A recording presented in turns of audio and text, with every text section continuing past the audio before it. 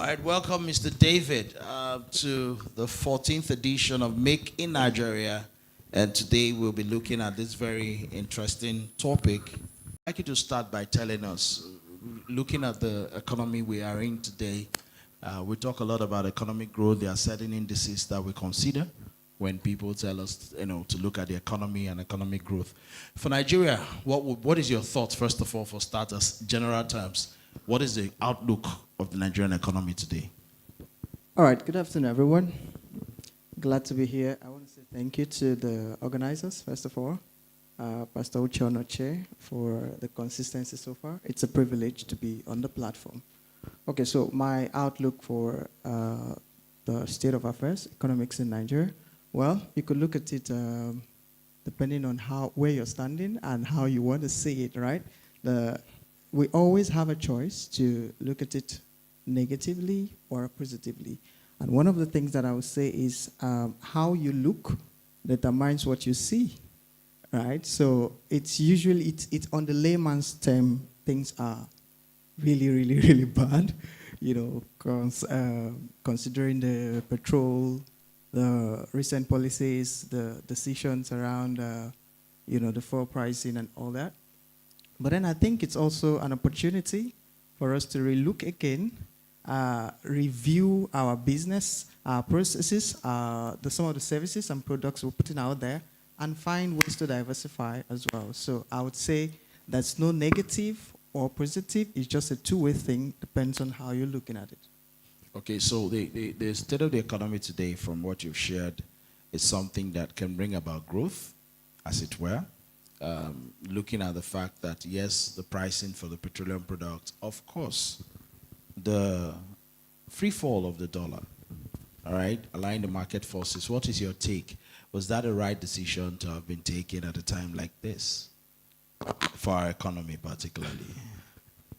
Looking at it at the macro level, the decision looks very, very crazy. But then, do we want to poke the problem or we want to solve the problem?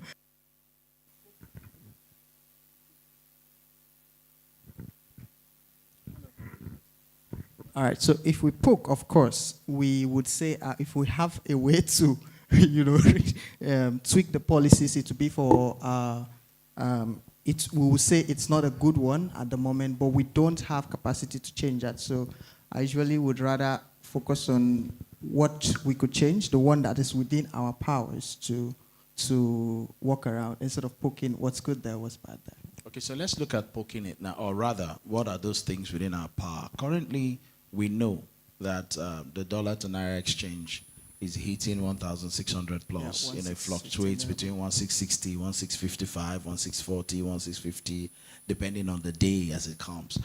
What would be your advice to business people, on how to make the necessary adjustments? And in which area do you think that we can begin to make those quick adjustments in order not to have the hard hit on our businesses? Wow, it's really, really tough, especially for those people importing, right? One of the businesses that I do get to import some of these accessories from China. So by the time you ask this week and then ask next week, so one of the things we try to do is to collaborate, and cooperate, right? Very, very critical. So this is not a time that one person and only you would try to use your strength to do. So if we work together, assuming we're in the same field, you were not buying from China. Maybe I was, right? So we could work together now and save that cost in between bringing in from Lagos so that we could bring together. And, it fluctuates, so we could buy more. So before, it's probably, maybe we bought when it was 1,615. By the time is, so with collaboration, cooperation, in purchases, for those of us in buying and selling, we could be able to buy more and then have that time advantage to ourselves within the fluctuation. So that's one of those things that I... Yeah, so if you've been here over the last 1 week, you will see a repeat of the word collaboration coming into the picture. So I think that's something for you to note. Collaboration is king right now. Okay, so looking at the fuel situation, what would you advise an average business person to do to save cost? Crazy. Logistics, crazy. Like it Power, affects, what have you. It affects everything. And I was really interested when I came in and I was hearing the solar guy because the only thing I would have like probably asked them was a way for people to get it at easier cost, kind of, because we really, even myself, right? We burn a lot of in fuel and diesel to run what we do. So again, collaboration. So we check, guy. The next guy, neighbor, is use the power we use from our generator supplies and with an SS, and you two are just running your own too on S. Let's let's see how that this can give my organization power and then we work together. It dropped the thing by almost 50%. Wow, that is something you actually did. Practice. Guys, are you getting that? So again, collaboration. Like we just own these things and everything. You two just own the noise, everything. And then for those who can afford, if there are solar companies, because I'm considering that as well, that makes it easier. Something of 2 million, even if you charge me 2.2 million or 2.3 million, but give me time to pay. A payment plan. A payment plan. I mean, what we spend on diesel weekly, monthly. Is the solar guy still in the room? Any company that considers that will really, really penetrate the market in terms of, this area. So the point there is basically collaboration again, and yeah. Okay, so we've talked about power, we've talked about foreign exchange. What are those other elements that you think that businesses should begin to look at in respect to economic growth? Because for me, economic growth it starts from the micro.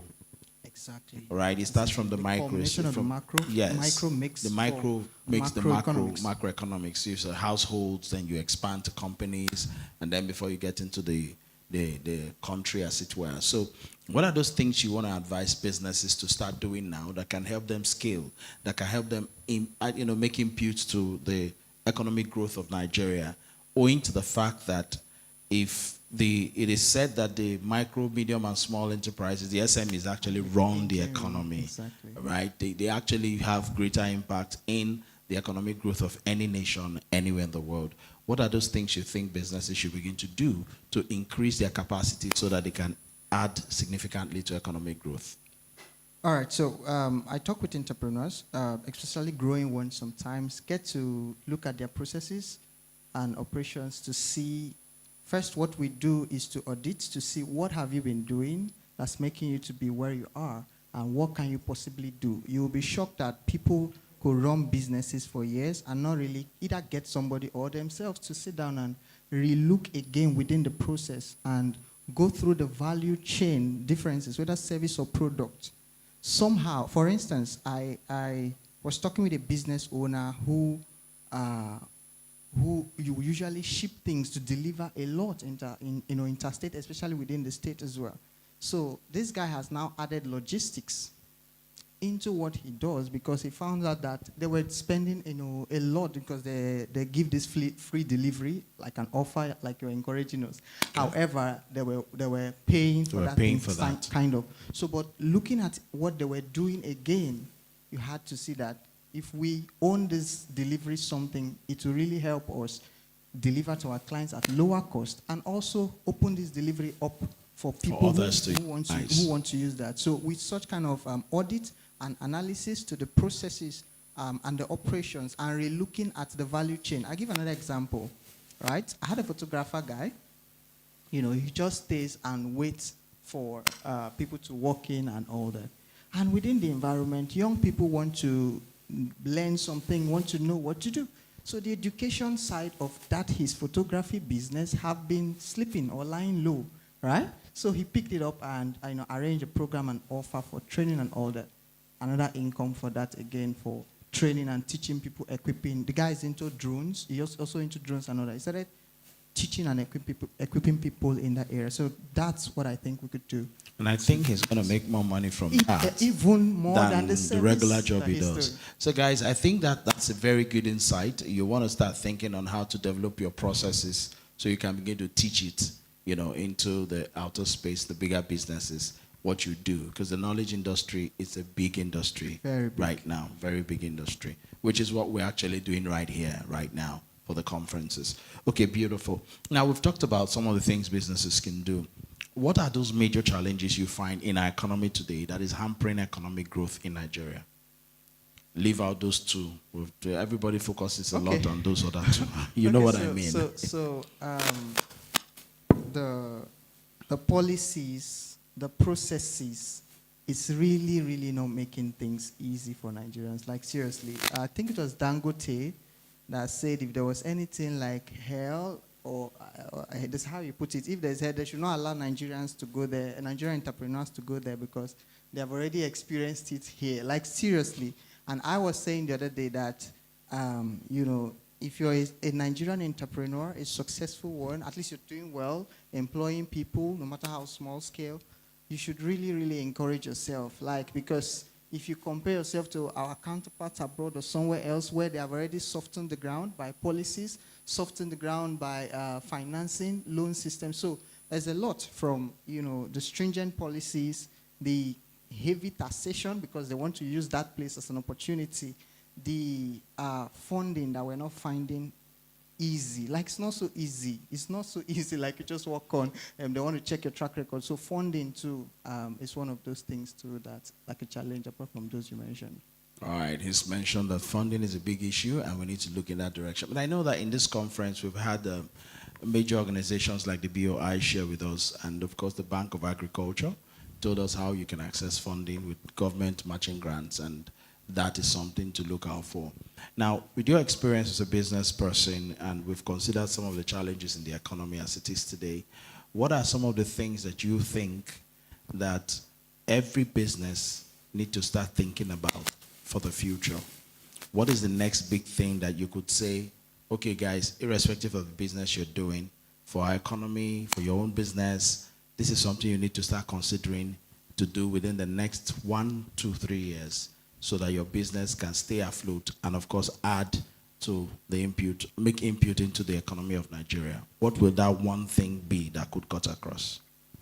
Okay, 2 things I'll mention in that area is, first off, considering to organize whatever it is you say you're doing as a business. Considering to organize whatever it is you say you're doing as a business. And what that means is, you know, get your processes clear and put in a place where you are positioned for support. Okay. Right? Beyond these local ones which we talk about, if you are trying to be strategic, and so you now start seeing how your business can solve millennial goals, some of those stuff. SDGs here. So, but then those kind of either funds, even from indigenous entrepreneurs too, like Tony Elumelu and all that, if you are not organized, somebody cannot come and see what you have done within the past 6 months, within the past 1 year, what has come in, what has gone out, you know, how support organization, you would hurt yourself in the foot. That's one of the things I'll say, by the way. And then lastly, consider how tech, I don't want to just say tech generally, right? I'll bring it home. Consider how the tech side of what it is that you do, not just even the education. You know, we mentioned the educational side. I'll give you an example. One of the businesses that we run, I run, is an educational consultancy. We get to counsel students, you know, help them, which of the course of studies within Nigeria, you know, what fits for what, to study what, and all that. And it's really laborious. It's really, really stressful to do that. You get a couple of educational counselors, but this is how we are applying what I'm just telling you now. So we said over the years we've run this and we've had experiences of what they will usually ask and the problems they continually face, this market, this group of people. So we're now considering how do we use AI and the tech to already bring solutions, the way ChatGPT is to already bring solutions around this and see how we could tweak that into an app whereby, you know, with this we could just solve that problem with all this, but also generate revenue. So that's we're looking at the future while the people are still doing the things the way we have been doing. That's right. I'm thinking, how can we possibly be doing it next year? Because people are already doing it, right? A whole lot that you could do these days, needing people and order, you could just go with your phone. So tech, as it relates to your own area of that which you're doing, that's what I'll suggest. Wow, so that's more or less localizing tech to your business. business, exactly. Localizing tech to your business. That's amazing. You know, we're looking at the future. Reason we're connecting the dots for economic growth. But for us, I think that if you cannot, bring this thing home, and we talk about the big economic indices and all that, it won't add value to you. It doesn't do you any help. So we're trying to bring it home for you in this conversation, and I hope you're taking something down that you would implement. Okay, so let me take you up on the first thing you mentioned, the fact that the suggestion you gave, you're already doing stuff in the education space, and now you're asking yourself, okay, first thing you said was your processes, making sure that as a business, whatever you do should be a business indeed, and not just a one-man affair where you wake up today, take a decision tomorrow, but there should be a process that can be tracked for 6 months at least going forward. So that if you need support, they can look at what you have done and say, okay, based on this, we can at least see a track record follow. What are those steps any business should start taking? Let me assume that some businesses here today may not have gone in that direction. What are the first few steps, first baby steps they need to take in ensuring that they begin to narrow into that space that you have just talked about? Organizing whatever you do into a business. What are the first baby steps that any business needs to take for those who are entrepreneurs, who are sole proprietors for now, but want to start and form that sole proprietorship into a proper business as it should be? What are the first baby steps you recommend? All right. It always begins with auditing to know where you are and what you have. That's one. Then where you want to go, right? That's two. So you need to know exactly where you are. Who do we say we are right now? What do we say we are doing right now? It's interesting how once the entrepreneur grows, his vision grows, the business grows, the economy also grows. Beautiful. That's how it happens. So where are you? Are you just calling yourself a graphic designer, or you really want to build an agency out of this thing, right? And so if you want to build a graphic designer and a design or a brand agency owner are two different things. Correct. The graphic designer is just thinking the next work job. and hustle. It's a mindset something, right? While the agency guy is thinking, okay, how can we get more people? How can we make designs easier because it's costing? This guy is billing us like this. Can we use AI to design? How can I team? How can we position for more job? How can we take more contract? So audit where you are and redefine what you're doing. Redefine where you are going to. Finally, when you check the processes you have been applying at where you are and processes needed for where you would want to go to, as we have analyzed the future now, you now start finding what are the simple possible tech. Anytime we hear tech, we probably think it's just softwares or applications or even websites. Website is basic minimum, but at least, for instance, in my organization, we started with Excel. Something you would normally go and carry that big book and be writing. Put it on Excel. With Excel, you can just go and Control F, find something, a data. So, it will automate if 500 or, you don't need to get the big software yet. I'm talking about people because we want to bring it home in the micro, right? So I said to audit. I said to know where you're going to. I said within the process of what you've been doing so far, there's a whole lot. If we check any business now and start analyzing, that you could use simple, already existing, right? That you don't even need to pay. And there are so many free tools out there that you can't believe. Before it comes to when you start spending money, is when you want to bring, get so much out of it. Yeah, build email lists. And you want to localize it to your business. To your own. Your that's own. when you now That's start when you spending spend. to customize. So that's what I would suggest. Wow, amazing, amazing, amazing, amazing. Okay, fine. I know that you're a tech-driven person, and I know that tech drives the economy today. So for basically some businesses here, we're talking about connecting the dots for economic growth. And one of the ways I know businesses can thrive and impact the economy is cost cutting. In fact, every company is their biggest goal right now. That's it. Every company is their biggest goal. I give examples for like multinationals. I won't mention names.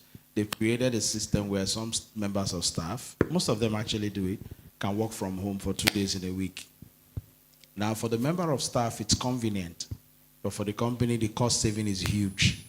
data, space management, power, and all that is huge, because when you work from home, you use your power, you use your data. You're saving data for the company, you're saving power for the company, you're saving parking, a lot of Even utilities. space, the real space, you the know, real you space in the office, you're saving that for them, which boils down to a lot of cost saving for them. So what are those things that you think that small businesses can begin to do to cut costs? Because the truth is that whatever we do at this time, if the business does not scale, it will not impact the economy positively. Very, very true. And so for that to happen, the business has to scale. And for the business to scale, one of the things we need to do, quick fix right now, is how can we cut costs so that the business can scale? Because when you cut costs, you have more money to expand the business. True. What would you recommend for, I don't want to say small businesses because I keep Growing against it. businesses. That's a Growing better word businesses. for it. Thank you for that. What would you recommend that we can begin to do now to help us cut costs? Okay, you have already added to the answer that where you say you add technology to what it is that you're doing. But then, if you observe from what I've been saying, almost every answer that I've given would start by going back to see or to audit, that's the word we use, what is and what has been and how it has been. Because you would not improve until you know where you are. True. Right? So check again. These are the times where business owners and business leaders are checking again. At a point, like, this space we have, this stuff, what's it really even used for? Can we just share this thing and just give this guy, this whole place? This thing we keep doing, is this the only way that we could do it? Instead of our staff going, paying transport to deliver, can we do it in bulk? It just makes you even remodel. I know a lady who does, tiger nut juice.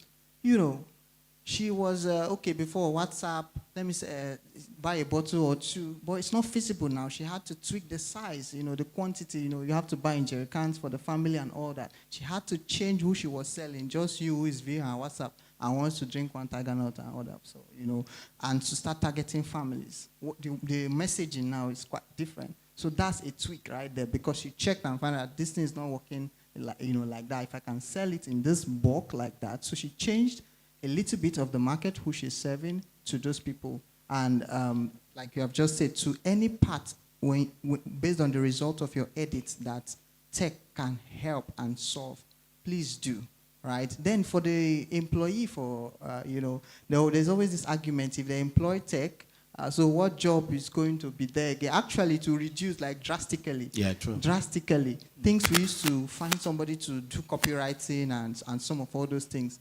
I mean, email. With tech, it just gives us the whole ChatGPT, basically. Yeah. Gives us all the emails we use we just tweak it. In fact, if you even master ChatGPT prompting, it will give you exactly what you can use that better. thing very intelligently. And it just goes. So instead of being on the complaining side, why not go master to use the tools that you are supposing that would take the work from you, and then you'll be valuable, because they still need somebody to prompt the stuff. They still need somebody to use the tool. So yes, it will reduce the workload and everything, but for you to position yourself, that's just a bonus. Go ahead and start learning to use the tools that will be necessary in terms of tech to save costs for that organization. You'll be more valuable for that. Massive there. Thank you very much. I'll just take you up to the macro. We've talked micro a whole lot. I'll take you up to the macro. We know that the GDP of certain sectors at the moment, they are not looking very promising. Oil and gas seem to be the biggest addition to the GDP of our nation today. We've talked diversification, economic growth, the news, the story. It's been on, diversify. Now, but I also know that there's something, I don't know if you're aware, I'm talking about economic growth. Now, let's talk sector. Let's look at Nigeria and bring it home. We have the north, the south, the east, the west. There's this thing about port of destination in the export business, right? Now, because we've talked import, dollar. We need to earn dollar as well. And one of the ways to earn dollar is export. Very critical. And I know for sure, certainly, that cost of import or cost of where import or export to Lagos is cheaper than Port Harcourt or the eastern ports in general. But I know that in other countries, it is country of destination, not port of destination. Nigeria is the only country where that plays out. Import or export has to do with port of destination. When you're bringing anything to Nigeria, they look at the port you're bringing it to. But if you're sending anything anywhere in the world, they look at the country you're going to, irrespective of the port in that country. So that is affecting our GDP, it's affecting our cash flow down in this part of the world. If you were to be the special advisor to the president, we're talking about connecting the dots for economic growth, what would be your advice to the president on how to ensure that the ports down here are given the same privileges that the other ports, particularly Lagos, is enjoying? The one in Port Harcourt, I think is not, is it even functional? It is. It is, okay. Port Harcourt Port is functional. Calabar is functional. Wow. Yeah, wow. they are. Wow, okay. Somehow it just looks as if Lagos, because even myself, I think anything within that, it's Lagos. I really have not paid much attention to why that heavy, privileges are given to that city. But I think that's where the current president was the former, was more like the former leader of that place. But So- that's not to mention anyway. So maybe we shouldn't go there. Maybe we should skip that part. but maybe, just maybe, that could be some certain agreements around the policy why that should work more functionally, or the assumption is that the mindset and everybody seems to use that way much more than this other one. So nothing may come out here. So let me put my eyes where more may come out. Okay. In other words, as a special advisor to the president, you tell him, let status quo remain. If I hear you well, that's what you just said. Let status quo remain. It depends on what's the background arrangements behind those stuff, Okay. right? All right, guys, we've been talking about connecting the dots for economic growth. I chose to navigate this discussion in line with the micro, looking at businesses, because ultimately whatever we do here is to ensure that businesses thrive. That's the TMG model. Think, grow, think, make, and grow. So if we are here talking and we're not impacting the business, then we're not doing a lot. So I would like to open up for 3 questions for our panelists here today. Mr. David Obinna. Incidentally, is my namesake. My middle name is David. Wow. Okay, so if you have a question for him with respect to what we've discussed, you can ask now. I'll take just 3 questions because of time. I have a lady over there. I have another gentleman there on this side. And, okay, no question will begat any question. Raise your hand now. I see a 3rd hand. That's it. So let's start. Give the microphone.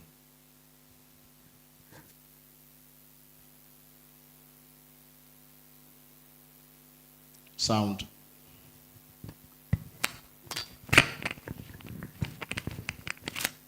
Sorry, they're bringing a walkable mic for you. Sorry about that. Just tell us your name, possibly your business, and then go straight to your question. Thank you. Okay, thank you. My name is Marvelous. Thank you, the panelists. And then thank you, Mr. David, the man anchoring it. You're a prayer answered. For years, we had a challenge here of the person anchoring this program. Some of us spoke openly. And then today, meeting you within this program, I was so glad. Someone who carried the people along and a sense of humor and maturity. Thank you, sir. Thank you. Okay, Mr. Obinna, sir.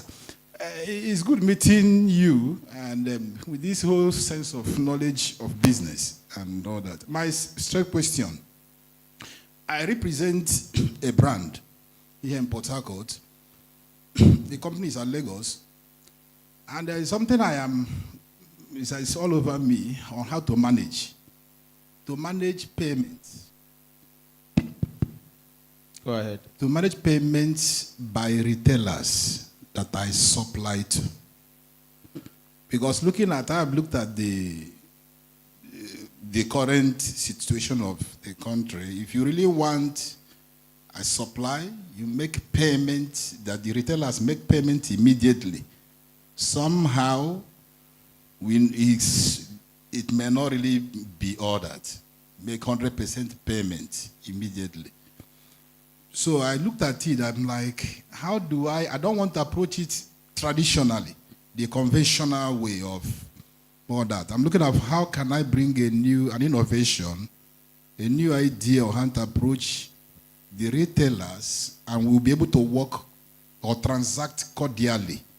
And they are making the payments, and then I'm relating well financially with the company I'm representing over there at Lagos. So I'm like, if there could be some ideas on how to approach this so that I don't fight with them, and then I also don't stagnate the business because of how I want them to make payments regularly. I think my thoughts may have been passed through, and maybe you understood what I said. Thank you. All right, thank you. I think to fine-tune his question, is there a process I can design that will enable me take payment, even if it's installments, without, and then keeping their end of the bargain while I don't lose the business, and I also keep good faith with the company? Yeah, I think that's what the import of his question is.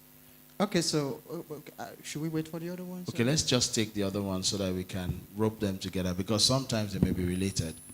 Next, the lady over there, second row, please. Thank you. Good afternoon, everyone. Afternoon. My name is Rachel. I'm a teacher and also a networker. So my question goes like this.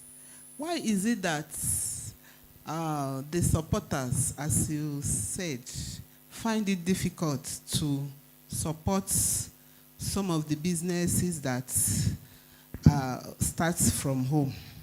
For instance, I was into business, okay, not until, let's say the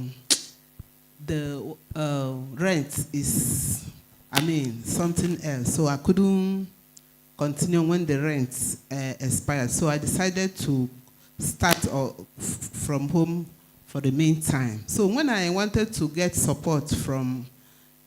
Sorry, when you say support, funding? Yes. Yes, okay, let's understand. Okay, so they said they will come to my shop to, check it. I told them that for now I'm operating from home.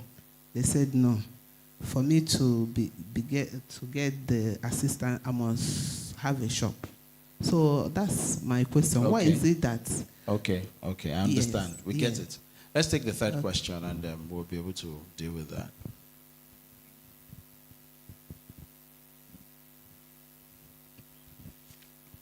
Good afternoon, everyone. I'm Fortunate Lebechi. I'm a business person focused in the kitchen utensils world. So basically, our products or what we sell are majorly what we got or what we bought from other companies that produce. So we sell in small quantities. So I want to ask, how do you go about branding, marketing, and sales, seeing that you're not the main producer of these goods? Okay. Pretty straight and clear question. All right, fantastic questions. Let me start from the last and then go to the first, since none of them are correlated. How do you stand out since you're basically into retailing? So when you sell something, there are a couple of touch points between getting the product from who you buy it from to the people.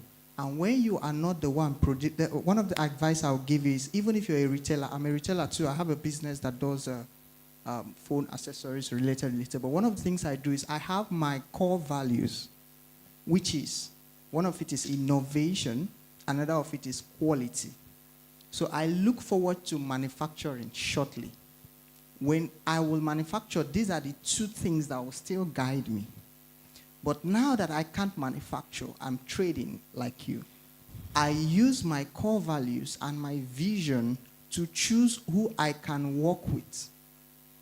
There are different producers of the stuff, this power banks, or different. So I go close to the one that they just bring their stuffs newly, they think, and they believe in quality. So you see, me thinking properly about what matters to me, what I want to represent to my customers. I don't want them buying things from my brand, my shop, and say, oh, this one I just bought, just fixed it. And when you get into this field I'm talking about, you find out that there's quality, there's original, there's copy, there's second-grade copy, there's so much. So because of what I want, visionary entrepreneurs, visionary business people, even though you were retailing, so you choose by those core values, who you partner with, that's one. The second thing I'll tell you is that apart from the fact that you're not producing it, there is the delivery of the product or the offer. You could make a big difference just in the delivery experience or customer experience from your side. And I heard you mention, somebody talked about customer service.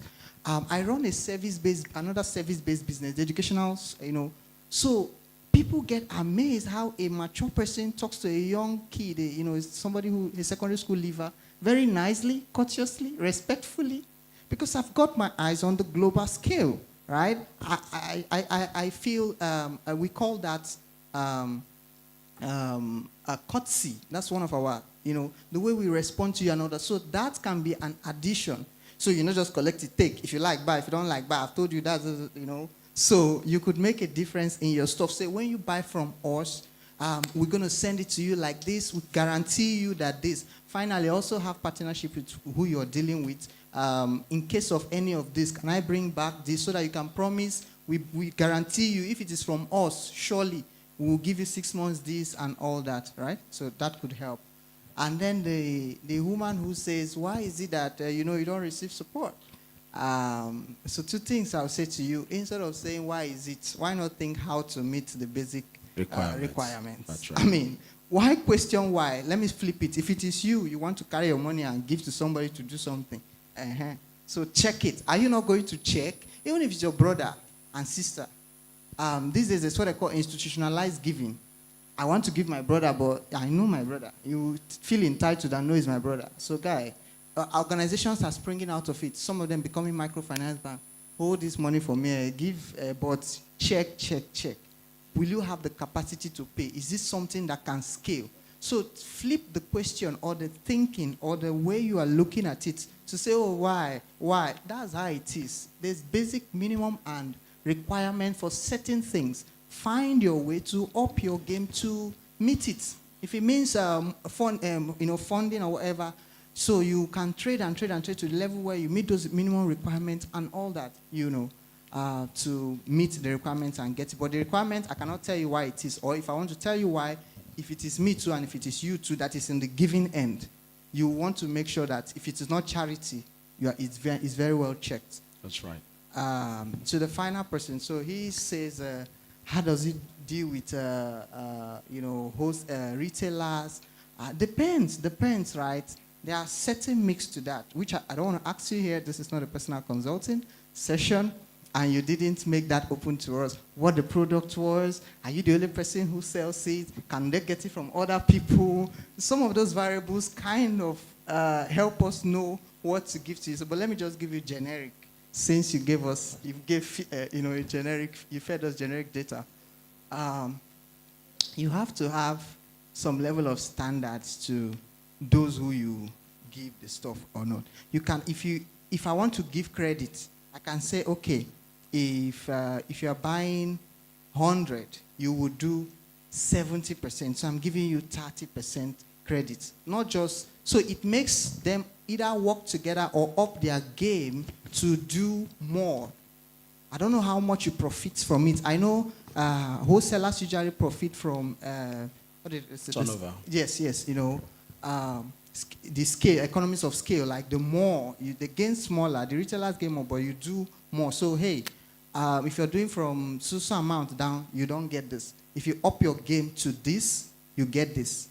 So if you are the only one, or you are one of the few persons that could get that product, for those who try their best to see how they could buy more. Also, if you keep so amount of credit line, like you sustainably do this for so time, we can shift it to this. Say if you're buying 100 and you can pay 50, we'll give you 50. Now, if you're buying, if you have been faithful or you have proven, credit worthy for this period, we could do we could do 70. Like we could increase what we are giving you. How do you check for credit worthiness? You need to find a way to create a system around that if you don't want to deal with them individually. Again, are you the only person who can provide that, or is something Nigerians are not so credit worthy? Like credit related kind of business has kind of smashed a whole lot around that. So that's what I would say for that. Then also too, depends on the scale of what you're selling to. You could partner with some, some finance, whatever, but that may be too high from what you're saying. And an addition that I'll give to you too, you can create your own kind of monitoring system. So if what you give them to sell is something you could, they take from you, you bring from Lagos, and you sell to them, and they sample to sell. So a staff for every 2 weeks of yours, you just go, we'll give it to you. Shebi is to give it to sell and make profit. We'll give it to you. But we'll also visit you biannually. So just check how many stock, how many do you guys have? Okay, store 1. This is what they have in stock. So that you know that your goods are safe. Your producers too, your suppliers too, you can, have that relationship with them that is safe. So they don't sell and tell you it's only 30 remaining. When you go there, it's 10 actually. Do you get that system of monitoring to check? By so doing, you solve a lot in that. Thank you very much. All right, guys, that'll be all for this segment. Put your hands together. Let's appreciate our panelist, Mr. David Obinna. Thank you so much. For your time. So nice sharing with you. Your hanky drop. All right, it's been amazing connecting the dots for economic growth. That's what we've been sharing, and we've talked a whole lot around business and how we can improve, scale the business, and do the necessary things we need to do to help us get our business, on point. We will still be continuing this conversation. There's a lot more to discuss. We'll be having some engagements with more and more persons who will be sharing with us. We have 2 keynote or 3 keynote today that will be taken. As soon as we get confirmation, our keynote speakers are ready. We'll be inviting them to share with us. But in the meantime, we want to take another set of exhibitors. So I'd like you to help me with setting up for another 4, for another set of exhibitors. Please, can one of the ushers help me with the arrangement of the podium? We need 2 more seats on there with the microphones to follow, so that we can share with some more of our exhibitors and have them talk to us about what they do and how they can improve.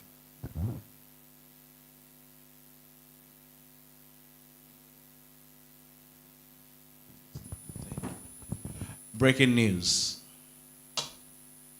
Your reaction is not showing that you want to hear the news, so there's no need. I won't give it to you. Okay, maybe I should say good news.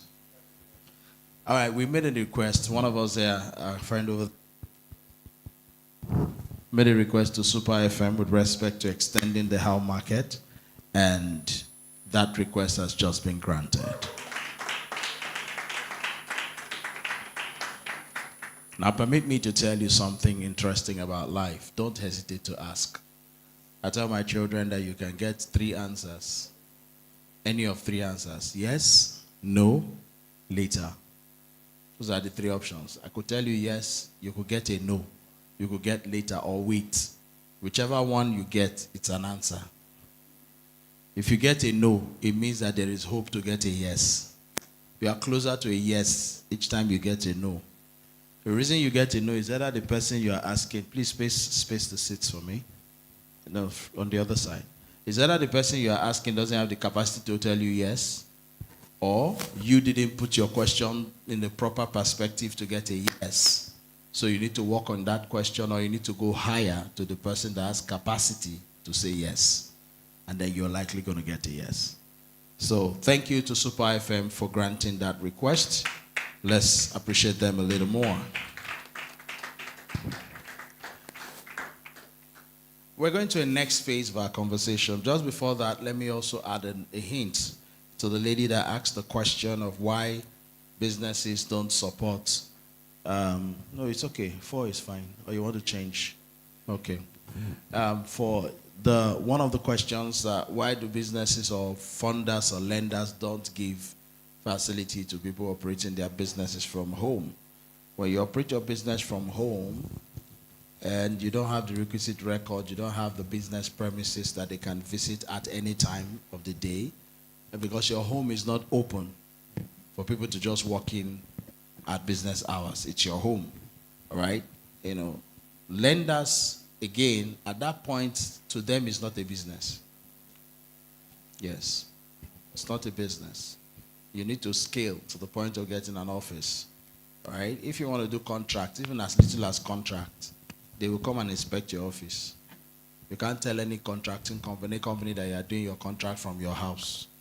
Most people will go and rent an office or partner with somebody that has an office so that when they come for inspection, they have a place to visit and they put it as their contact office.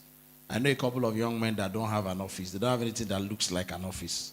But they have a letterhead, they have business card, they have office address, and they have arrangements with the owners of that office that if anybody comes to ask for me, please, this is my contact point. Tell them I'm out, or they should wait for me and you call me, I'll run down to the place. So, these arrangements are made because I have banker friends who have told me banks don't sponsor ideas.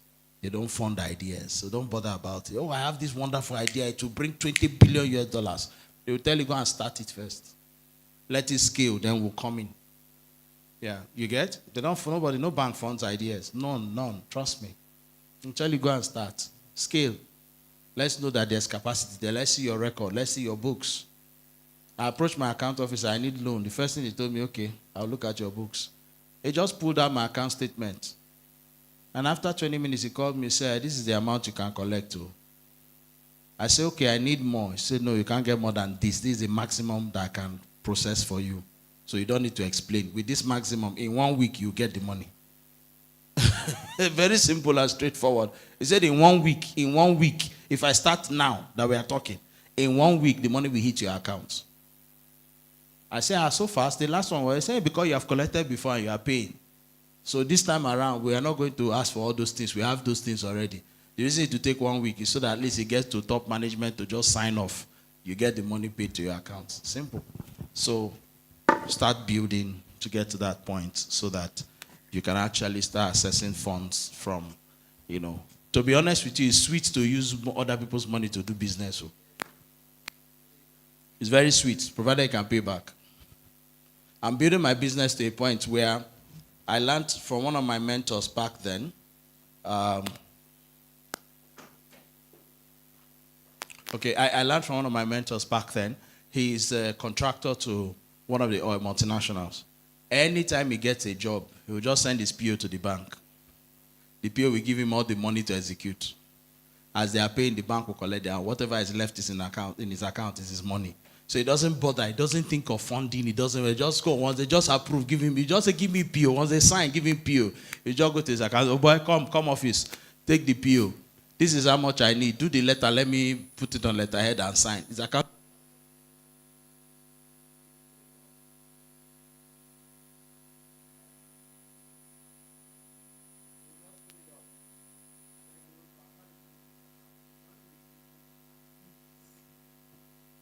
He knows his profit margin, and because he knows his profit margin, he knows what to expect. By the time the bank finish collecting theirs, he's fine. He has a lot of that.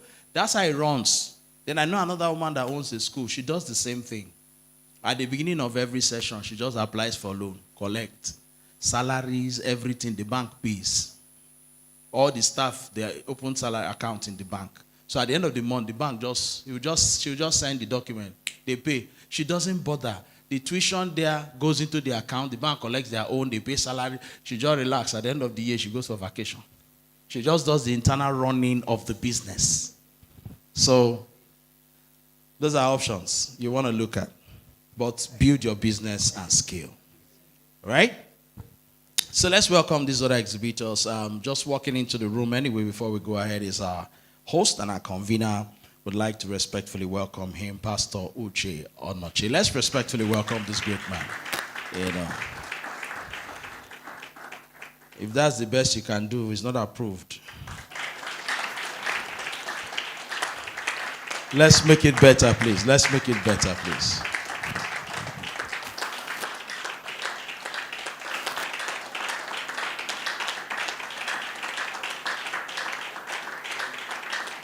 Thank you so much, sir.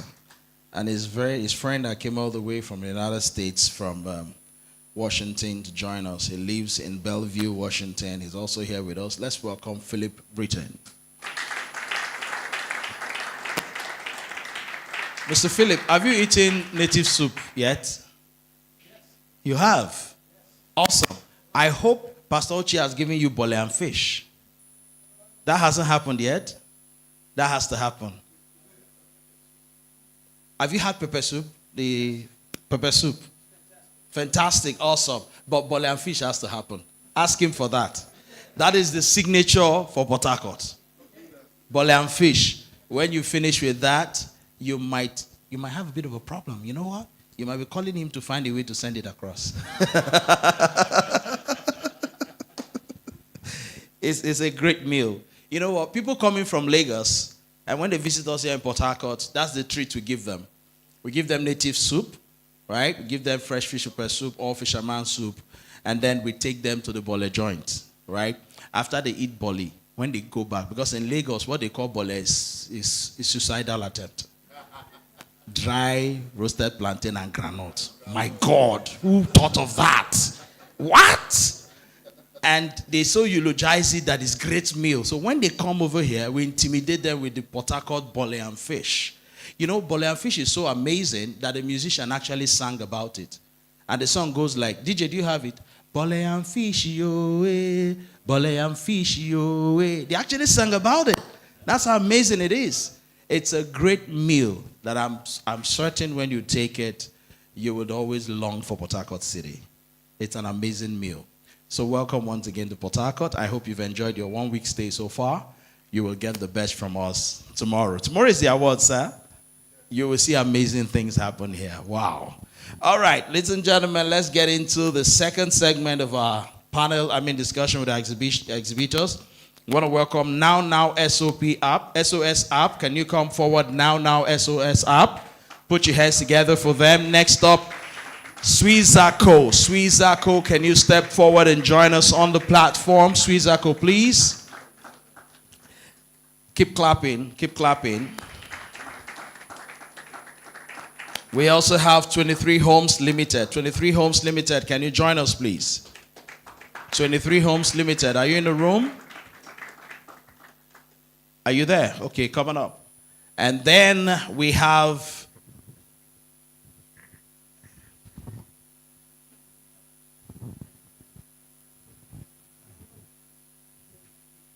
Z3. Forgive me. The handwriting looks like 23.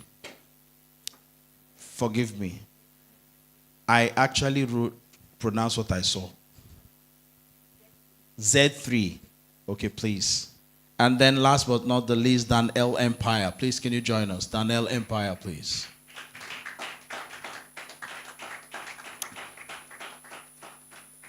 I see you're carrying a box. Are we safe? You know, there's a problem with bringing a box to the podium. You won't go back with it. You know, those that walk on the podium live by what is on the podium. So whatever you brought to the podium, we will have it.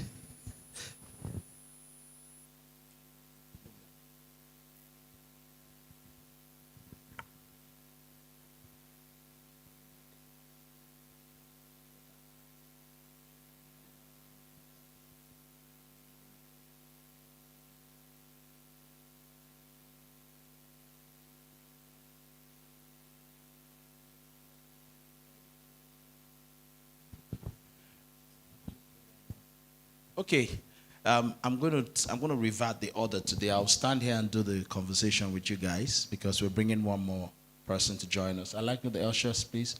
I'd like you to get me one more seat on the podium. We're expecting one more. So as soon as we get the person, we'll just start with you, depending when the person joins us. So I'm going to be standing. Sorry, cameraman, I know it's going to be stressing you for a bit to kind of split your views, but I don't know how we're going to walk around the stage. What do you advise? Can we walk around it? Is this okay? Or do I need to stay with them up there? Beautiful, thank you. Okay, so welcome once again. We want to get into the business, the discussion for this afternoon. I'd like you to introduce yourself first of all, your name, what you do, that's your business, and then we'll get into the conversation. Move it backwards a little bit. Sorry, just backwards a little bit. It's too much, it's too close to the edge. Okay, cool. Mm-hmm. All right, so I'm going to start from that end. Tell us your name and your business, what it's about, in brief. DJ, help us with sound, please.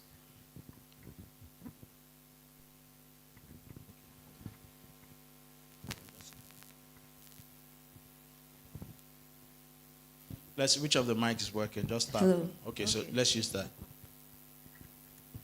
Hello. Okay, good. Okay, good afternoon, everyone. My name is Fortune, and I work with Suzaco Limited. Suzaco Limited is a real estate company that deals on selling of land. We buy, we sell, we develop, and we also construct. It could be commercial, residential, or industrial. Thank you. Great. Good afternoon, everyone. My name is Jane from Now SOS app. It's a personal safety app that can keep you safe in a time of emergency and also give you peace of mind knowing that your trusted contact got your back during an emergency situation. So it's more or less like the Nigerian version of 911. More than that. More than 911. More than We'll that. get into that conversation. So let's hear you next. Good afternoon, ladies and gentlemen. My name is Cynthia, a representative for Dan L Empire, and we are a leather fashion brand. We make all things leather, from shoes to belt to jackets and all things leather. All things leather. Wow. I hope that one you're holding, you have a size 44. This was 44. We are not going back with it. Next. Good afternoon, everyone. You're all looking good. Good to have you here. Ms. Rooney Eta. Clap for yourselves now. She said you're all looking good. Caveat, she has played on your emotions, so get ready. Let's go. I am Ms. Rooney Eta, HOD Marketing and Sales for Z3 Homes Limited, a leading real estate company here in the city of Port Harcourt. Thank you. Hello, ladies and gentlemen. I'm Realtor Ifoma, Z3 Homes Real Estate Company. Oh, is that a new identity? She says she's Realtor Ifoma. I like that. So we have new titles to these things, yeah? I'm going to find one for myself. Can't intimidate me. What's that? Ladies and gentlemen, let's add to the panel, to those who are joining us today on the exhibition discussion panel. We want to invite Luxuria to join the team up stage. Please take your seat over there. Luxuria. So introduce yourself, give him the microphone, tell us your name, tell us the company you represent, and what your company does, basically. Good afternoon, everyone. Femi Otuyemi is my name. I represent Luxuria brand of products. Basically, we have products that cater for the construction industry, coatings. Coatings. Okay, beautiful. All right. Now we're going to go to the second round of our conversation now. I see that we have two real estate companies here, right? And then we have a coating company. So I think there's partnership working on the stage already. And then I also see that the SOS company is there, safety app, that covers every one of us in the room. And then there is all things leather. And for point of emphasis, I already have a new pair of shoes right now, you know. Okay, so let me take you up, Luxuria. Tell us, what makes your coating business unique? Okay, thank you. Let me say this. I worked as a salesman for Beja Paints and Battery. Go ahead, sir. okay, so moving around the streets of Lagos, there's something common. You have people tip sands, gravel on the road, and that really was an issue for me. So I thought to myself, can't you just have these things conveniently packaged than just tipping sand, blocking the road, and having all that kind of inconvenience? So that led to the 4 products that we developed. So one is for plastering, so that you don't need to buy sand. You don't need to buy cement. You just mix with water and do your plastering. Did you hear that? You don't need to buy sand. No. You don't need to buy cement. No. Why didn't I meet you last week? I just bought those. Shouldn't have bought. Oh God. Go ahead. So that's it. So what we're selling convenience. We're selling durability. So it's not just about aesthetics. It's about something that's going to last long. Then, of course, finally, we're selling make in Nigeria because these products are made Oh my in word. Nigeria.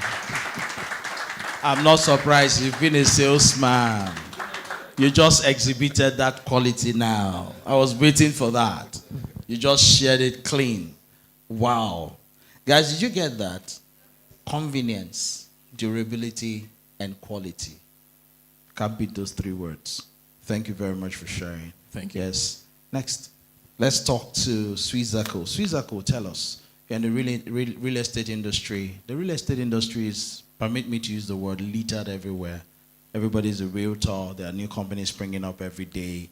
Why should I make the choice? Because you have another company here too, is a real estate company. Why should I talk to Swizako and not Z3 Homes? Thank you very much. Why you should talk to Swizako Estate Company is because they are outstanding in their ways.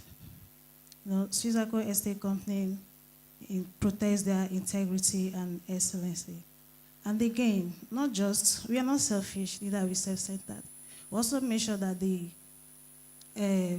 peace of mind of our prospects and clients are being secured. So whatever we do, we put them as our number one priority. We make sure while investing in Swizako Estate Company, they're investing value. We give them value in return and making sure securing their long-term wealth in future generations to come. So Swizako Estate have not just only offered value, but we make sure we build wealth for future purposes also, thereby also creating a platform where everybody can also leverage on us. Okay. All right, I'm going to take you up on another question, but let me just go around because of the numbers I have on stage. So talk to us now. We have Now SOS app. What is the special feature? How does Now SOS app apply? I asked you if it's a Nigerian version of 911. You know, something happened. Back then, my mom was not feeling too well, and she had some challenge. And while I was talking on the phone with my uncle, I told him, just hold on, let me attend to my mom. She's having some reaction. And the next thing he shouted, call 911, call 911, because he was in the US, and we're conversing on phone. He said, call 911. I told him, Uncle, we're in Nigeria, we're not in the US. I'll get back to you when I finish. Let me check on hand. So, Now SOS. Tell us about it. Okay, we live in a time where safety is usually overlooked, and people are not really safety conscious, you know, but we tend to do everything on our phone. We order food, we do deliveries with our phone, but we don't exactly think of using our phone as a means of safety. And that's where Now SOS app comes in, because there are lots of horror stories about crimes that could have been avoided, situations that would have been avoided, people that could have been saved because there was no one to help them. I'll share some stories. Like in 2012, Twitter or X there was a story about a couple that traveled from Akure to Bini. Somewhere in between, they just disappeared out of the blues. No one knew where they were. It was later on it was found out that they were kidnapped, and they kept, you know, taking the husband to the ATM, withdrawing his money and all of that. Now, in that situation, Now SOS app would have been helpful, because if we have a feature called the Follow Me feature, you're traveling, you turn it on. So in between, if you don't get to the destination, your trusted contact will know that, okay, this is the last known location you were at. So you cannot just go off the radar. So that is if your trusted contact also has the app. Yes, it works in two ways. It's just like if I want to call you, I have to have your phone number. Okay. I have to have airtime to call you. If not, I can't reach you. Okay, makes sense. Yes. So even in 2012, there was Port Harcourt was very, very sad. It was a deep. It was something horrific that happened. The Alu 4, which many of us know about. In that situation, if an app like Now SOS app was there, any of the boys had, I'm just giving an instance, had it because I know that one of them had their sister on campus. If one of them had something like that, perhaps those boys, their lives would have been saved. Even if, there's also a story about a lady in Lagos, BRT, that was in 2022. Okay. Let's Let not me- go. no, let me- no, let me finish. Let me finish the story. Hold on. The stories are a bit touchy. So, I get the drift you're given. All right. Okay. So, kind of. Okay, let me not go. So it gives you that peace of mind, knowing that, okay, my family, my sister, she's traveling from here or she's going somewhere and she turns on her follow me and I get notified that she's heading from point A to point B. And also, if there's a situation I feel suspicious, I can send an SOS, audio, video, and my trusted contact gets that audio, gets that video, and peradventure, something happens. Every 60 seconds, my location keeps getting updated. Let me ask you a question on that. Is Now SOS app, but in any way connected with the police platform? I know you asked that. Oh, but I just did. Yeah, no, it's not, because we are in Nigeria. If you are in trouble now, or there's a crime around you, that's something about to happen to you, who would you rely on? Who would you call first?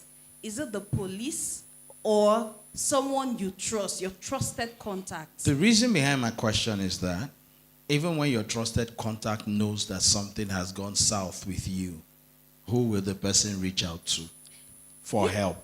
Yes. Now, the person will definitely reach out to the authority, which could be the police. Okay. So But that's why I'm asking if yes. your app is also networked with theirs, such not yet. Such that when an SOS is sent out, they can also get notification that something is going wrong with someone somewhere. Yeah, your loved one will be the person that will have to make To reach that move out first. Okay, fine. That's Yes. great. Just wanted to get that clarification so that we don't assume that the moment that distress call is made, the police will swing into action, so you know. All right, all things leather. Dan L Empire. I'm smiling at you because we have a deal. So talk to us. Leather, everything leather. Jacket, shoes, clothing, just everything leather. Why should I go for Dan L as against other brands, indigenous brands as well? Okay, I like to start with the fact that we are trying to solve the Nigerian leather problem. Because over time, we have seen that you buy leather products and then along the line, it begins to peel and something begins to happen to it. But we can vouch that our products will not peel. Since they are made from animal skin, real animal skin, they can only wrinkle and age because animals age, but our products do not peel. And then again, we help bring your fashion sense to life. So you can give us your design, you can give us an illustration of what you want, and then we help you produce that. We help you bring that your idea to life. Yeah, so that is what Dan L Empire is. Wow, amazing. So you can help us bring that thing to life. I like that concept. But are you also aware that Nigerians are one of the highest consumers of leather in the name of Kanda? Yes, we knew that. And that's part of the reason why leather is expensive. Because we eat most of the leather we should actually use for production. The serious statistics. If I give you the stats of how much of our leather we eat.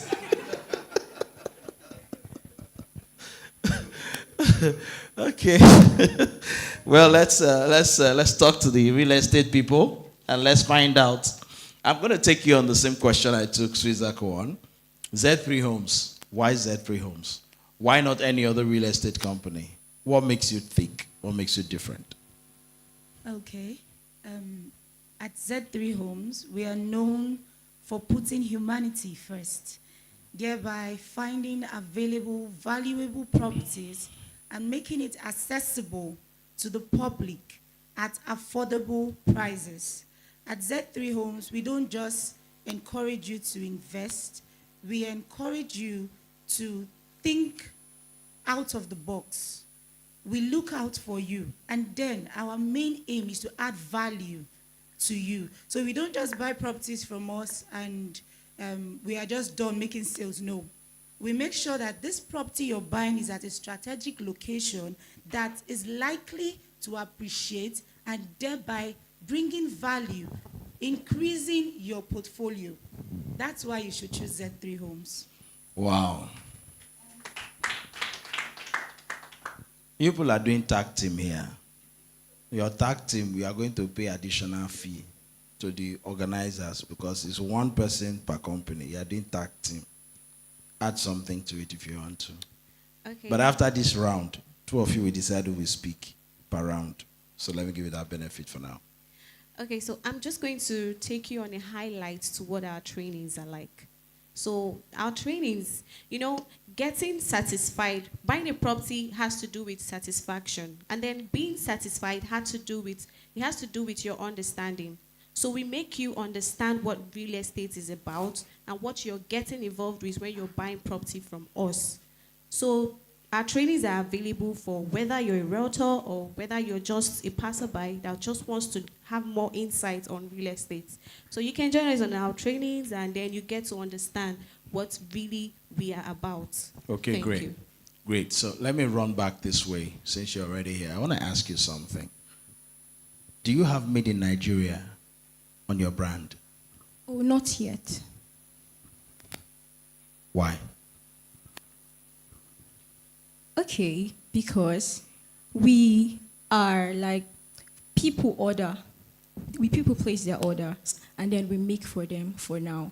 So we have not really thought about that for now. I've just given you food for thought. Yeah. I would like you to put it Proudly Nigeria. Okay. So There's actually a Proudly Nigerian sticker. we So you plan get on that doing brand. that actually if Get we that make in brand. bulk. Don't plan. This is a take-home assignment that Make in Nigeria is giving you. It's not a plan. It's an assignment. Get the brand Made in Nigeria or Proudly Nigerian. Now, let me tell us all the story real quick. Most of the suits we buy abroad, they are made in Aba. They are made in Aba, branded with those brands, and sent out. And then we go there and buy it. When I was schooling in Benin, I met one of the biggest furniture companies in Benin, in Edo State. He doesn't sell locally. He has a showroom in the UK. He produces, you know, Benin has the best obeche, mahogany, all those wood. He produces in Benin and then ships it to the UK. That's where he sells in pounds. Very solid woodwork, beautiful furniture. And then people will go there and buy and bring it back here and pay heavily because furniture is off the list. So you have to, you know, please, off your camera. You have to go through the... You people are still recording. I won't say it. What I'm about to say is sensitive. Unless you assure me you are off for now. You have to go through the north and bring it there because it's easier to... You understand? From that side. If you are well connected, you can put it on. It comes.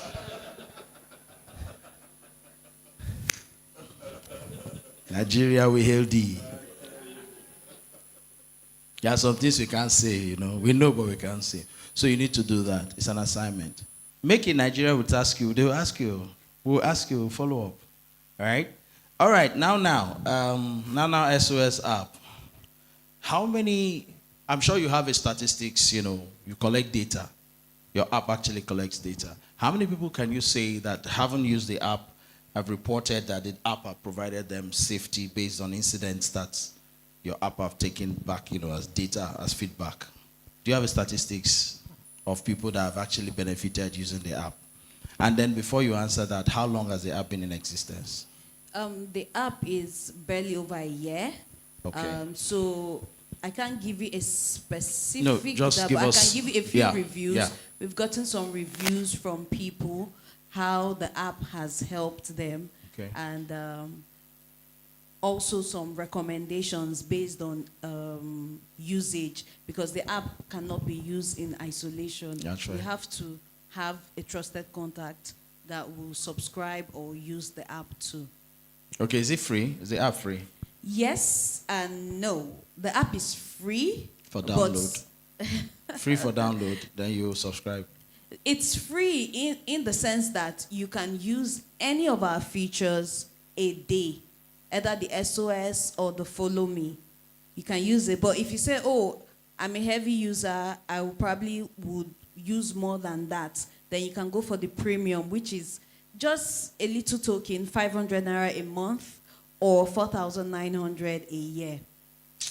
That is more than a little token. It's find another word. It's not even up to token. That's very, very affordable. It's more than very, fair. very, because we care about the safety. I'm of- for loss of word. I don't know which word to use now, but that's beautiful. So I want to play with everyone in this room. Yeah, Make in Nigeria. Can you guys get this app? $500 a month. How much is data that you use in a day? Let's get this thing up. And anyone who downloads, you come to our stand, downloads and subscribe, you get a gift from us. Clap now. Thank you. Okay. Suzaku, she has put all of you on the spot. We are going to come round. She has already put everybody on the spot. Suzaku, real estate. What is your biggest take now? More or less like you want to tell me that this is what we are doing now that will be of great benefit to anyone that wants to sign up with us now. What is that one thing or two things or three things that you have in the offering right now? What we offer when you invest with Swizaco Estate Company, amazing offers. One, first and foremost, we give you a free documentation to where your survey plan will be attached to it. Free documentation and survey plan attached to it. And anyone who wants to invest his or her building, we give you access to free water supply for you to build. Within the estate? Yes. Okay. And again, we'll give you, it all depends anyway. 500 When it's blocks. starting to depend. 500 what? Blocks. 500 blocks. What is the Yes. depending factor? That thing that is depending on. Okay, anyone that pays outrightly, you get a OP 500 plus to start Okay. your foundation. Oh, Yes. wow. So if I buy the property, say the property is how many million? Depending on the location you're going Just for. give me a random Okay, figure. the one at Akbajo, we are selling for 7 million naira now. So if I pay 7 million instantly, You're I get getting your 500 blocks on my yes, foundation. Sir, exactly. Yes, sir. Will 500 blocks get me to my DPC if I'm building a story building? All right, yes, just okay. checking. Sir, what is that one big thing that your organization provides that makes you stand out? Luxuria. Okay. Like I said, we are selling convenience. Now, beyond that, there is something I believe everybody wants, and that is you move into your property, say the next 5 years, you're not worried about repainting or repairs. One of the major issues faced in the construction industry is after a couple of years, you begin to have these defects. Now, Luxuria is proud to say this. Any of our products you use, 5 years warranty. If there's any issue as regards that, we're coming back to recoat, coming back to redo. No extra cost. Thank you. whatsoever. Did you get that? 5 years warranty. Coming back to retouch, redo, and get it fixed. That is brand equity, very strong. I'd like to thank each and every one of you. Time will fail us to take this on, but you've done great. I think that everyone here has got the message of why your brand stands out. So we want to say thank you. Guys, I'll encourage you, visit the exhibition booths and get more conversation, for them, talk to them about what they do, how they can be of benefit to you. Partner, collaborate. That's why we're here. Thank you, every one of you. And please leave my shoes on the podium as you go. Let's put our hands together for them, please.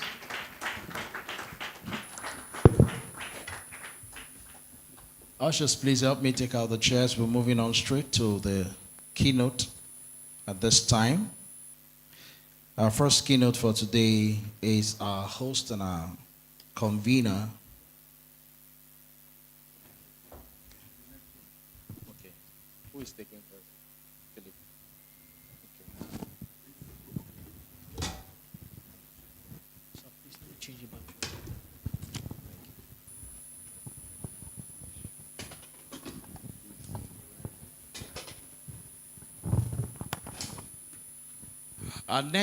The first keynote for today will be looking at property and growth in a depressed economy.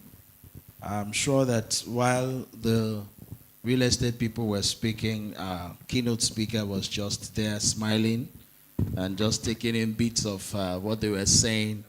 I'm sure he was also thinking in his heart, you have this opportunity, you're not using it well. And I know he had that feeling too. Ladies and gentlemen, our keynote speaker for today is none other than the MD of Capital City Development Limited, with subsidiaries as Africor Construction and Facility Management Limited. Ladies and gentlemen, City Core Limited and Property Trade Limited, all are fast-growing companies in over 11 cities in Nigeria. I think you should put your hands together for that.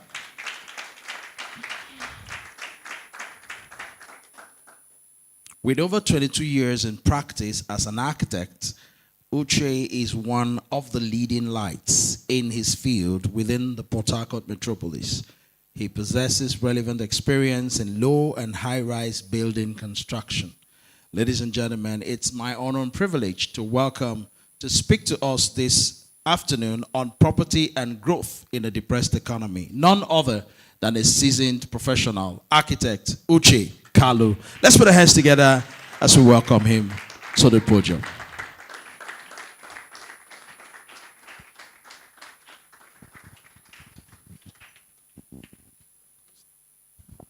Thank you. That's clap was maybe for me. If you want to clap for making Nigeria, can you make it a bit louder?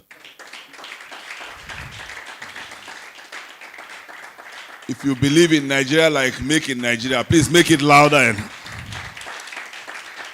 If you think that we will go through this and become better, let's stop a little more. Thank you so much. Thank you so much. Before you take your seat, I would like us to celebrate our hosts. I mean, this is someone I've admired for years from far. I've known him for a long time. And his interpretation of everything that resilience can be, hardworking, handsome.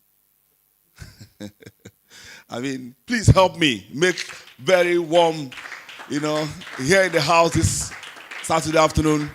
Pastor Uche, please help me celebrate him very loudly. Thank you, sir. Thank you, sir. Thank you, sir. Thank you, sir. Please, you may take your seats. Thank you. I want to acknowledge the presence of all the keynote speakers in the house. Thank you, sir, for making our time to be here with us. Honestly, I long to be here all week, but it was so difficult for me, but I really wanted to come and learn so much. I want to say that, sir, I'm not trying to patronize you, but you've been such an inspiration to many of us in this town, right from the days of Marketplace Apostles. It's been, for young Christians that were aspiring to business, Market Apostles was something that we all looked up to, and we had, hope that we can find people who can speak our language within the Christian community.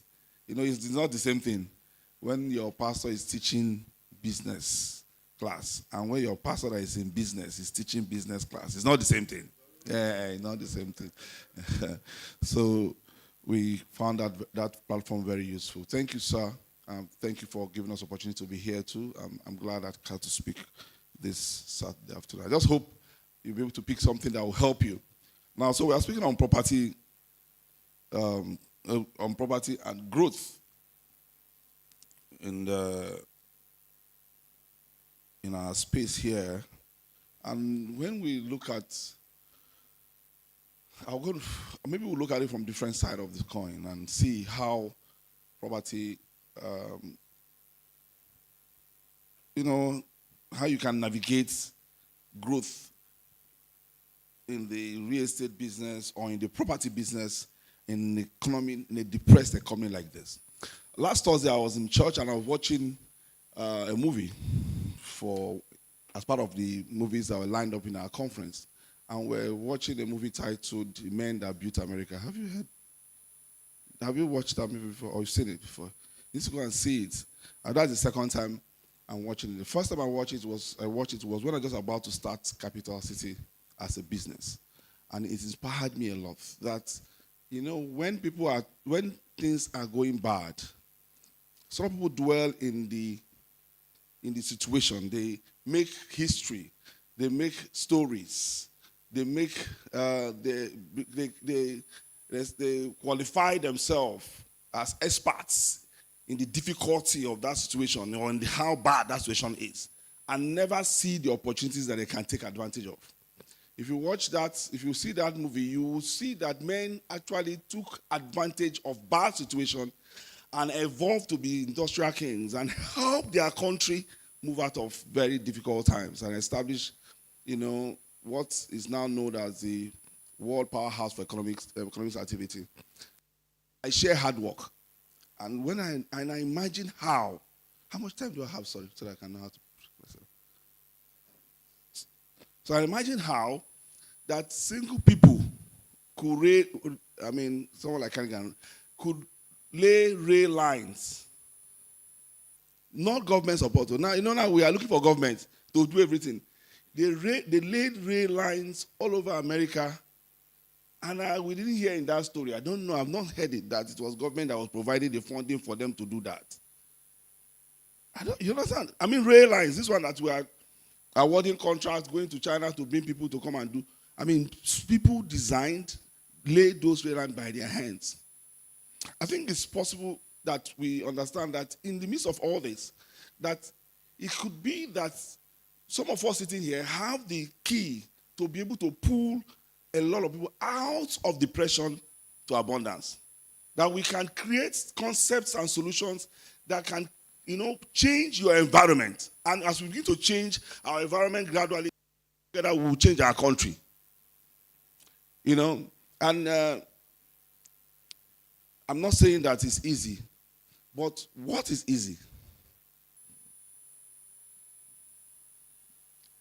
And that's what I tell myself every time. It's not easy.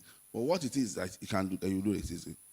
Nigeria could be in a situation that it's difficult for people to fathom what to do. But I can tell you that this is the best opportunity you can ever find. I was speaking to some group of young people there. I said, look, after a while in Nigeria, it will be so difficult to sell water on the street. Do you know people sell water on the street now? If you go to traffic, people sell water on the street.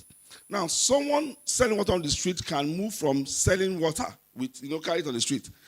After a while, he will start warehousing water with fridge from the profit he's making. After a while, he will become a distributor to a particular water brand. After a while, he will become a water producer. After a while, he will become a brand water manufacturer. He will evolve from not having a capital to growing capital from just hawking on the street. When this country become perfect, if we catch you hawking on the street, they will arrest you. In other words, you will not have the opportunity to grow your capital from the roots. You might have to get a training, qualify, certify, you understand? Build an industry, they will approve it for you to be able to have a water factory. But the opportunity exists now that you can start from the scratch and grow up. Do you understand what I'm saying? After some time, most of us, when we want to start a real estate company now, what do you do? What do you do? If you wake up, some of you will live here. Tomorrow morning, you want to start a real estate company, you register with CAC, you rent one room somewhere.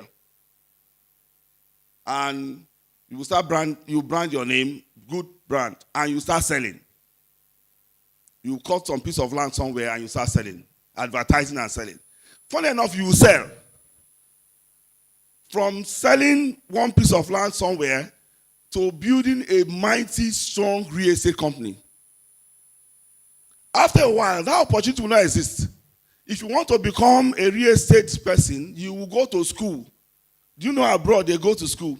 You go to school, they will certify you, you will write exam, they will certify you, then you will now start, you show us capacity and capital, you will build something, we inspect, we get approval, and all that. The opportunity to take this route may thin out as the country stabilizes. So the opportunity to become big and become great and do something with your talent, the creativity, with your nativity is now. Yes, the economy is depressed. Yes, things are not working as it should be, but the opportunities are not reducing either. Instead, they are increasing. Anytime someone leaves, opportunity opens. Anytime there's a problem, there's an opportunity. Anytime someone makes a mistake, there's an opportunity. Anytime someone disagrees, there's an opportunity. I will tell you the story of Capital City. How did we start? After we came out from building, I was working on Rainbow, we were building some story building. And I tried to start Capital City in the way, I've seen it start like a standard company. I set up the company, registered it, and started looking for investors, major investors, and I got people who were working, my friends who were working in Shell, or clients who were working in Shell, Total, Ajib, and all that. And I brought them together, about 8 of them. And I said, I want to build this massive mega real estate company. That will construct money. I did the analysis, the financial plan, and everything. In fact, I didn't even end there. I now took them to Songhai Farm. You know Songhai Farm then? Goni. And I camped them there for 3 days. And we're doing the business analysis, writing the growth model, everything for 3 days. And we had a consultant come from Lagos. Now this consultant, he's very well-known financial consultant. He was with us, trying to guide us through. The name then was not supposed to be Capital, it's supposed to be Shelter Springs. So when we finished, and we got back to town, and we called the first board meeting, and we all sat down. We appointed our chairman, the managing director, and all that. The first day, we said, okay, we want to start. Bring your money. All of us stated how much money we would bring. That was the end of the company. That was the end of the company. That was the end of the company. Nobody brought anything. So I went back home, only me and my friend that I nominated to the board. And there was no 1 naira anywhere. Because I spent all this money thinking that by the time I bring all these investors together, we should be able to raise enough money to get started. And we all went back home. So we started over again. We started Capital City with less than 4 million naira. And we started growing it. There was no access road to the property. We had to, the first road was created with my car. Because I used my car, I was driving through the forest. By the time I get there the first time, I'll come back. I'll drive there the second time, I'll come back. So by the time I drove like that for 4 times, my car had created track parts. So it was, if I'm bringing you, will not say car have not moved here before. You'll be sure that car has moved there. So I started taking people to site through that part.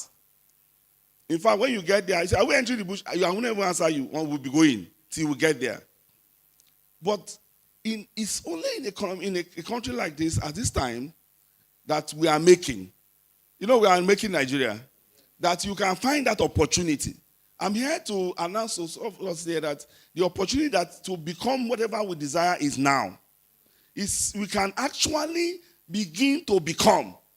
All right? So I will just share 4 things that quickly that I think help me to build, and grow in this kind of economy. And of course, we started capitalism in a very difficult time. Insecurity was high, the economy was bad, governance was at the worst stage. People were leaving Port Harcourt. It's not, people jackpot out of Nigeria. That time they were jackpotting from Port Harcourt to Lagos. And that's about a little about 10 years ago. And that's when we started the business. But again, these 4 things for me help me seriously. And I think if you apply it, it will help you. And one of them, and I think is the chief among them, is resilience. And that's what I think the Nigerian spirit represents.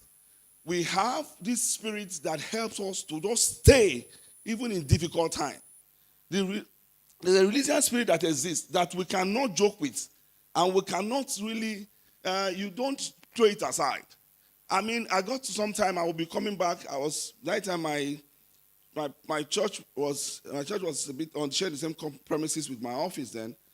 So as I'm coming back, my pastor told me that sometime I'll be coming back and I'll be so dejected because I had combed the whole of Port Harcourt and people are wondering, they didn't have so many real estate companies, but people are wondering, how come you're wearing tie and suit and selling land? A man does not do that. How come you're carrying young girls around and wearing tie and suit as if you're a banker selling land? How? That's not the style. So nobody was listening to us. We had listed 160 companies and we wanted to visit all of them. We visited all 160 companies. We listed all the companies, but we went online, listed 160 companies. We knocked on every door of the 160. Guess what? We only succeeded in 2. 160 companies here in Port Harcourt. Some of them we just call, we got their numbers online, we just call. So we succeeded in 2. We created a advanced party, and someone will come back some days. I mean, no sale. 6 months down the line. Me, that's MD, I have not sold anything. Just one of my persons has sold. 6 months. So I was doing out of the pocket financing. So I kept, what?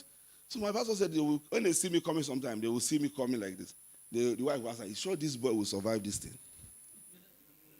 That the way this boy, you sure? It's not, when I see the young real estate companies coming up now and starting and they are, you are just speaking and they are looking well, I just laugh and say, God, thank you for helping us see this ground. He said, will this boy survive this thing? Yeah, it's all right. Just skip.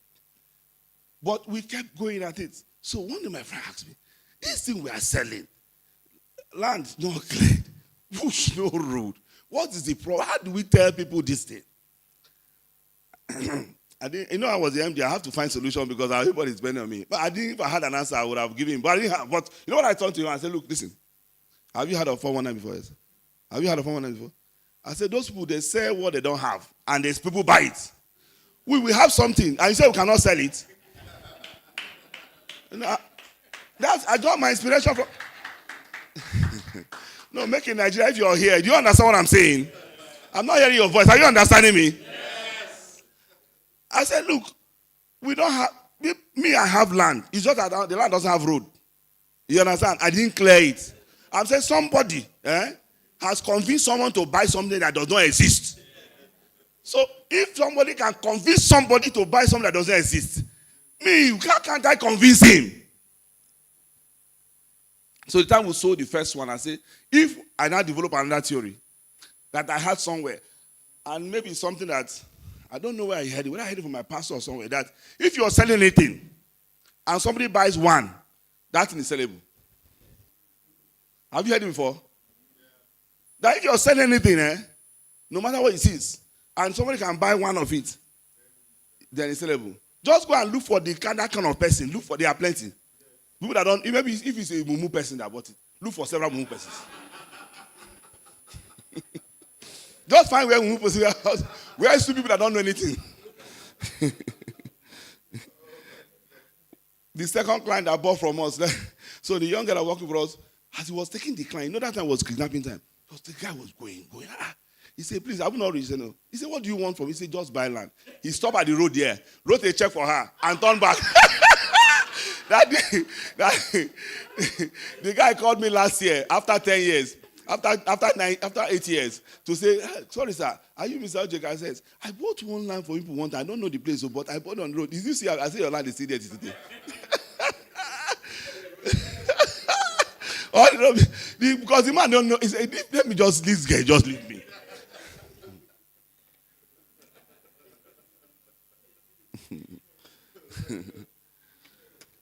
The ability to recover from challenges, setbacks, and tough situations, especially during difficult times such as the depressed economy, is what makes you a resilient person. Unfortunately, we are trying to lose it now. But we can't as young people. I thank God that we have a lot of young people here who you are at your productive age. You are at the age where you can run around. You can trek down. I had a car before I started a company, but when I come, I give my car to the marketers and I put my feet on the ground. No. Because you have the energy now. But you need to understand that you have to be able to stay on it. These quick wins are not the best things. You understand this? These tap things and tap quickly and tap out may not, I don't know. But you need to find out that you need to find a business that you have agreed to do. And the statistic was that about 90% of the business will fail the first year. And the remaining 5%, there's only about 3% to 5% that will survive after the third year. Yeah. That story, for me, I say even if it's only me that survive, I will survive. I just made sure that if I needed to, and the good thing about resilience is that it enhances collaboration. When somebody wants to, if you are resilient and want to stay in that job, you want to work with team that are productive, because you want to complement your weakness. Because at every time you find out that your strength can't carry you anymore, there's something about your weakness setting in, you will find strength. Hello? Anytime people want to go solo, they don't want to go far. So, building team, or what the business people will call structure, is something that is key for a resilient person, because you will need the strength of others to go. Number 2, things that help me, is the fact that I built trust, or what people might call, or what you want to describe as integrity in business. And unfortunately, people want to build trust as a start business. Trust is something that you should carry as you're coming. If you have not made yourself trustworthy, it will be difficult for you to make your business a trusted brand or a trusted system. Because trust, after a while, becomes your nature. It becomes your person. It becomes of what you believe in. I don't even understand. It becomes what you value. It becomes some kind of a creed for you. But I've discovered that trust is something that is very key in surviving, for business to survive in difficult economy. I don't know if you understand what I'm saying. So I have my team members, and that's one of the things that gives me a lot of joy. I have my team members when they go to companies to sell, and somebody somewhere will just ask them, who is your MD? And they say, my MD is Uche Kalu. They said, really? No, that boy, if it's that boy, we'll work with you. 9 out of 10. In fact, I'm just leaving this one in case tomorrow it happens. But all the reports I've gotten, I've not seen anyone that said, this man duped me, or this man took my business and ran away. Before I went into real estate, I was already an architect and an accomplished contractor. I was part of the team that did the 15-story building in Rainbow Town. I was the construction manager, the construction architect. So I was a builder. I've been in this town for 23 years. So, and I have people, I was a young man under Pastor Uche. If he would not call me to this place, if he was hearing the smell of my name everywhere, At this time, they cannot commit something in your hands, and you are not able to keep it. You cannot make anything if there's no integrity that has been embedded inside you. Because creating requires time, and time will test you, and that testing will bring out what you're made of. And if you have built inside you the ability, the concept of trustworthiness, it will always show forth. Hello? Even people that work for you or that work with you, if they think that you're not someone that can be trusted, they won't work with you with your heart. At some point, there was a real estate company that rose in Port Harcourt. They called them the Villa. Sorry, I need to call their name because they actually dealt with us here. I'm sorry, sir. But I think they have gone. And that was in our first 3 years. They rose up and they were selling, or they were on the radio, everywhere. Somehow, I don't know how the devil pushed them. Because I think I'm the one that, I want to suspect, I'm the one that prayed them out of this town. Because they pushed them and they now rented a second office beside my office on East West Road. When this man is coming to work, I will ask myself, are we the same business? Because if you see his entourage and his cameraman and his mopo, they will block the whole gate. In fact, my own workers will be intimidated. They will come to my office and say, okay, this kind of thing, how are we? When I go home, I'll be thinking, how? But something happened, sir. All of a sudden, he had challenges with his business. I mean, cash flow, he couldn't meet up with the client demand, and things started going down. So he was arrested and locked up here in Port Harcourt prison.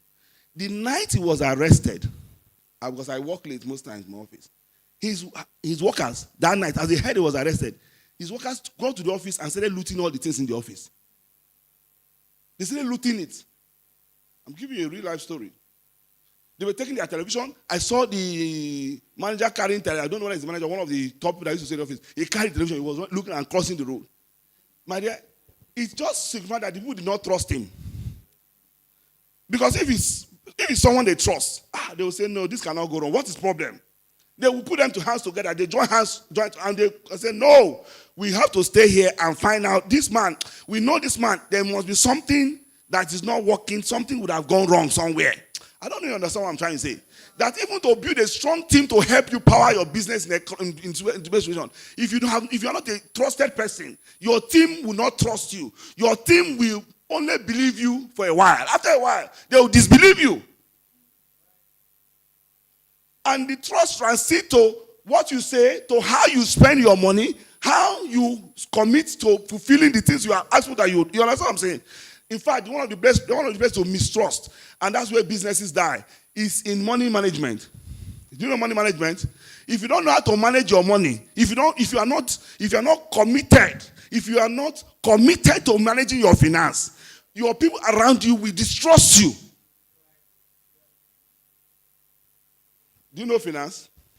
You know money? That is where we test your trust. Can we trust you? You know, when the money starts flowing into your hands, you think that the money is your own. In anything you're building, the initial money is flowing. You need to separate your money and for the business money. Hello? As of today, till today, I don't have the check to my business account. I don't. 5 more minutes. I don't have the check to my business account. My people do the business. If I want to collect money, I write paper. I request. They process. And they pay me. So you can build trust that people can let you go. Number 2. Number 3. He's diligent. The Bible says, see a man that is diligent. The things he will do what? He will stand what? If you want your business to grow out of all this married clay and all this difficult time, you must be someone that is able to sit down, persistently put your effort and attention, noting details in your pursuit of your goal.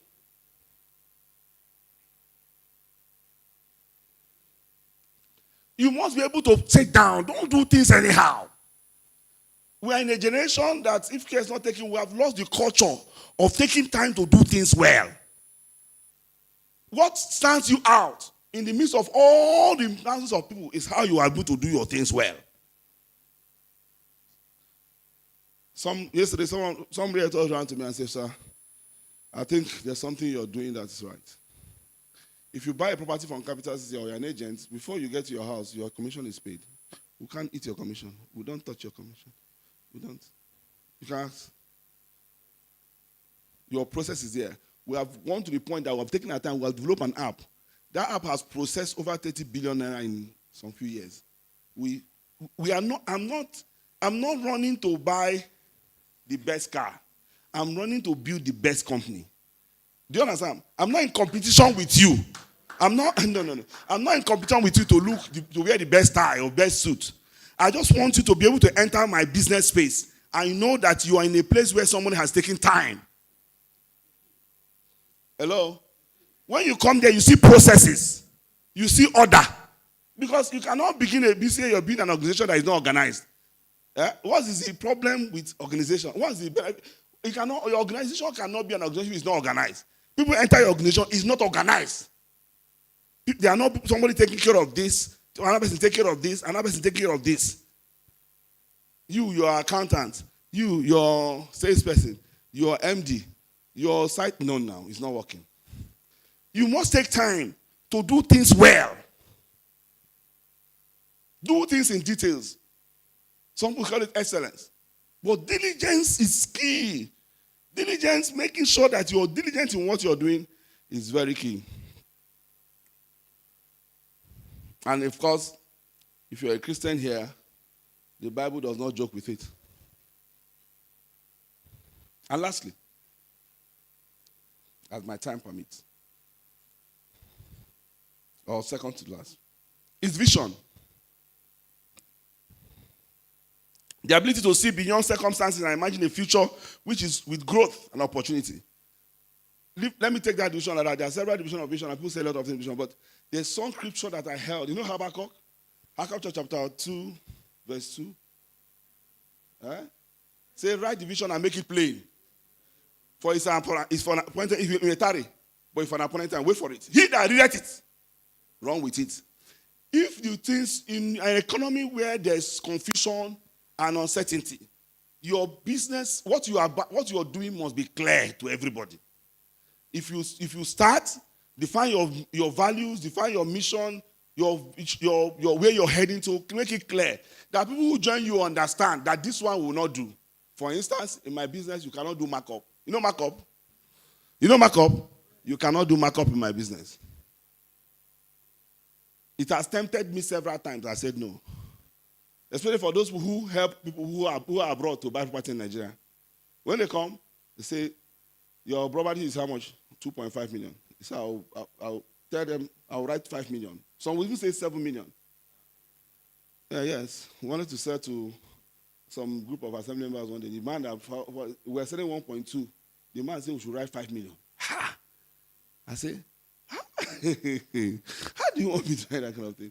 No, you see markup does not work. Instead, I can give you my profit if I need the cash. You take my profits completely. Let me say to you. But in markup, it doesn't work. No matter how you like it. Someone called me some few weeks ago. He called me and said, "Sir, I'm talking with one of your partners here. Yes. I want to buy. Yes. I see that it's 5 million of your buyers. We would like to make it 10 million. I said 10 million. I said yes. I said, are you the one buying? He said no. He said, please think about it if you already call me back. Me call you back? I can't call you back. My vision does not support it. Because my vision is to be able to carry a company in Nigeria and take it abroad and change the narrative that Nigerian companies and Nigerians are 419. I want to be one of the brands. I don't want to be the only brand, but I want to be the only brand because we are going global, is it not? We are going global. And when we get there, I want people to see. I've met a lot of Nigerians who are very, very sincere, very committed, people that can be trusted. But the narrative there is killing us. Small few narrative there. It's trying to destroy our brand. And some of us need to stand for it. And every little thing that is going to spoil that name, I don't want it to be something that is in my culture or something that is in my value system. And therefore, it cannot translate into my vision. Hello? And when I clearly said, I said, look, it's when we want to do business in creative, ethical, and very tactful way. Finally, for what has helped me is faith. Faith in God is something that I cannot tell you that I've joked with. In fact, some of the business concepts that I've experimented, I'll go to church. When my pastor is speaking spiritual things, I'm moving spiritual things and decoding it into business concepts. So how did we spread to 11 states? Now we're in 14 states anyway. We're in Kano, even as far as Kano. The only Port Harcourt branch that have gone as far as Kano, we're in Kano now. You know? So how did we spread like that? I went to church one day, my pastor said, look, stretch your wing. You are a child of God. The Spirit of God is stretch and fly. Stretch and fly. Maybe it was to stretch and fly and become a good Christian. It's also now. Me, I was hearing stretch and fly so your business can fly. Well, I went to the university. I said, we are going to 9 states. We are stretching. That is how we took that teaching and we were able to start moving to states. Even during COVID, I was passing through the villages in Eche and I was opening a branch in Imo State. Faith in God will give you an open heart. It will give you a strength in the spirit. It will encourage you. Faith in your man of God will help you to believe his word and bring you to the place of prosperity.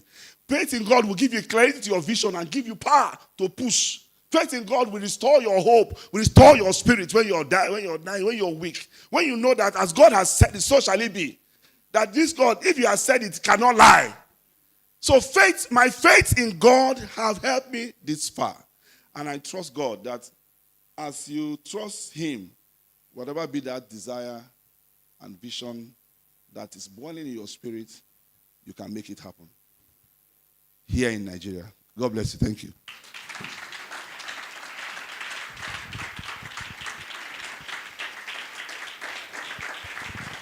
Wow.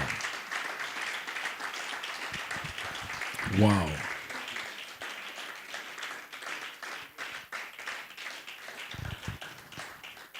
Thank you so much. That was very deep.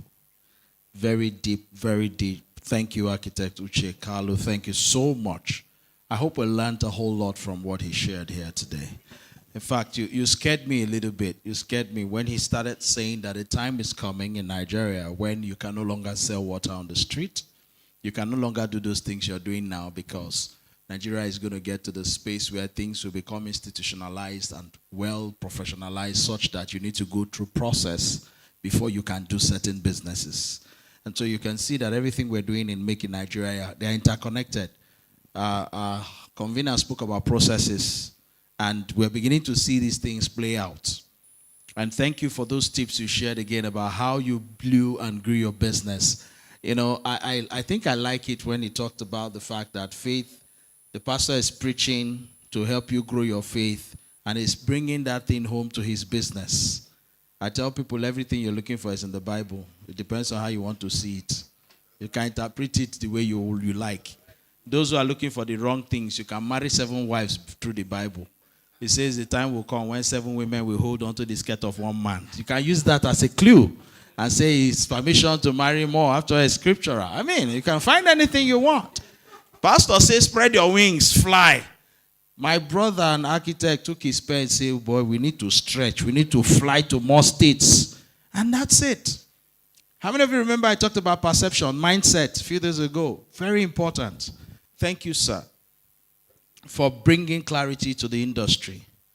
We need more people like you in our space so that we will not derail. And I'm sure if you're in whatever business you're in, the precepts he has shared, they are not restricted to the real estate industry. They are principles that cut across sectors, cut across industries. And that's why I like principles. It doesn't respect anybody. It doesn't know whether you're in the UK or in the US, it's immaterial. It works. 2 + 2 is how many? In the UK is what? In the Caribbean is what?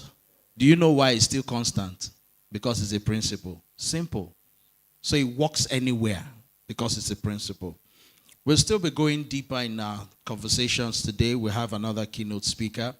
He was just teasing me when I went to greet him and telling me some things. And I'm like, we want to hear from you today. And we will take questions just before the next keynote will come. Next keynote speaker will come up. And I like the way this whole thing is arranged. After the deep teachings you have given us, sir, we will take some questions, and I hope that more clarity will be provided. I'm going to take just 4 questions max because of time. So if you have a question, now is the time to lift up your holy hand. 1, 2, oh my God. Don't worry, we'll walk around your hands. 1, 2, 3. I went to Beijing when they had that women conference, so I like balancing things. Okay, 1. Okay, I have 1, 2, 3, 4, 5. I'll stretch it to 5, so please. If we have more time, we'll take the other ones. Let's start with you. May I ask that you just ask your question? Don't explain. Ask your question, don't explain. We have a first person here. This way, please.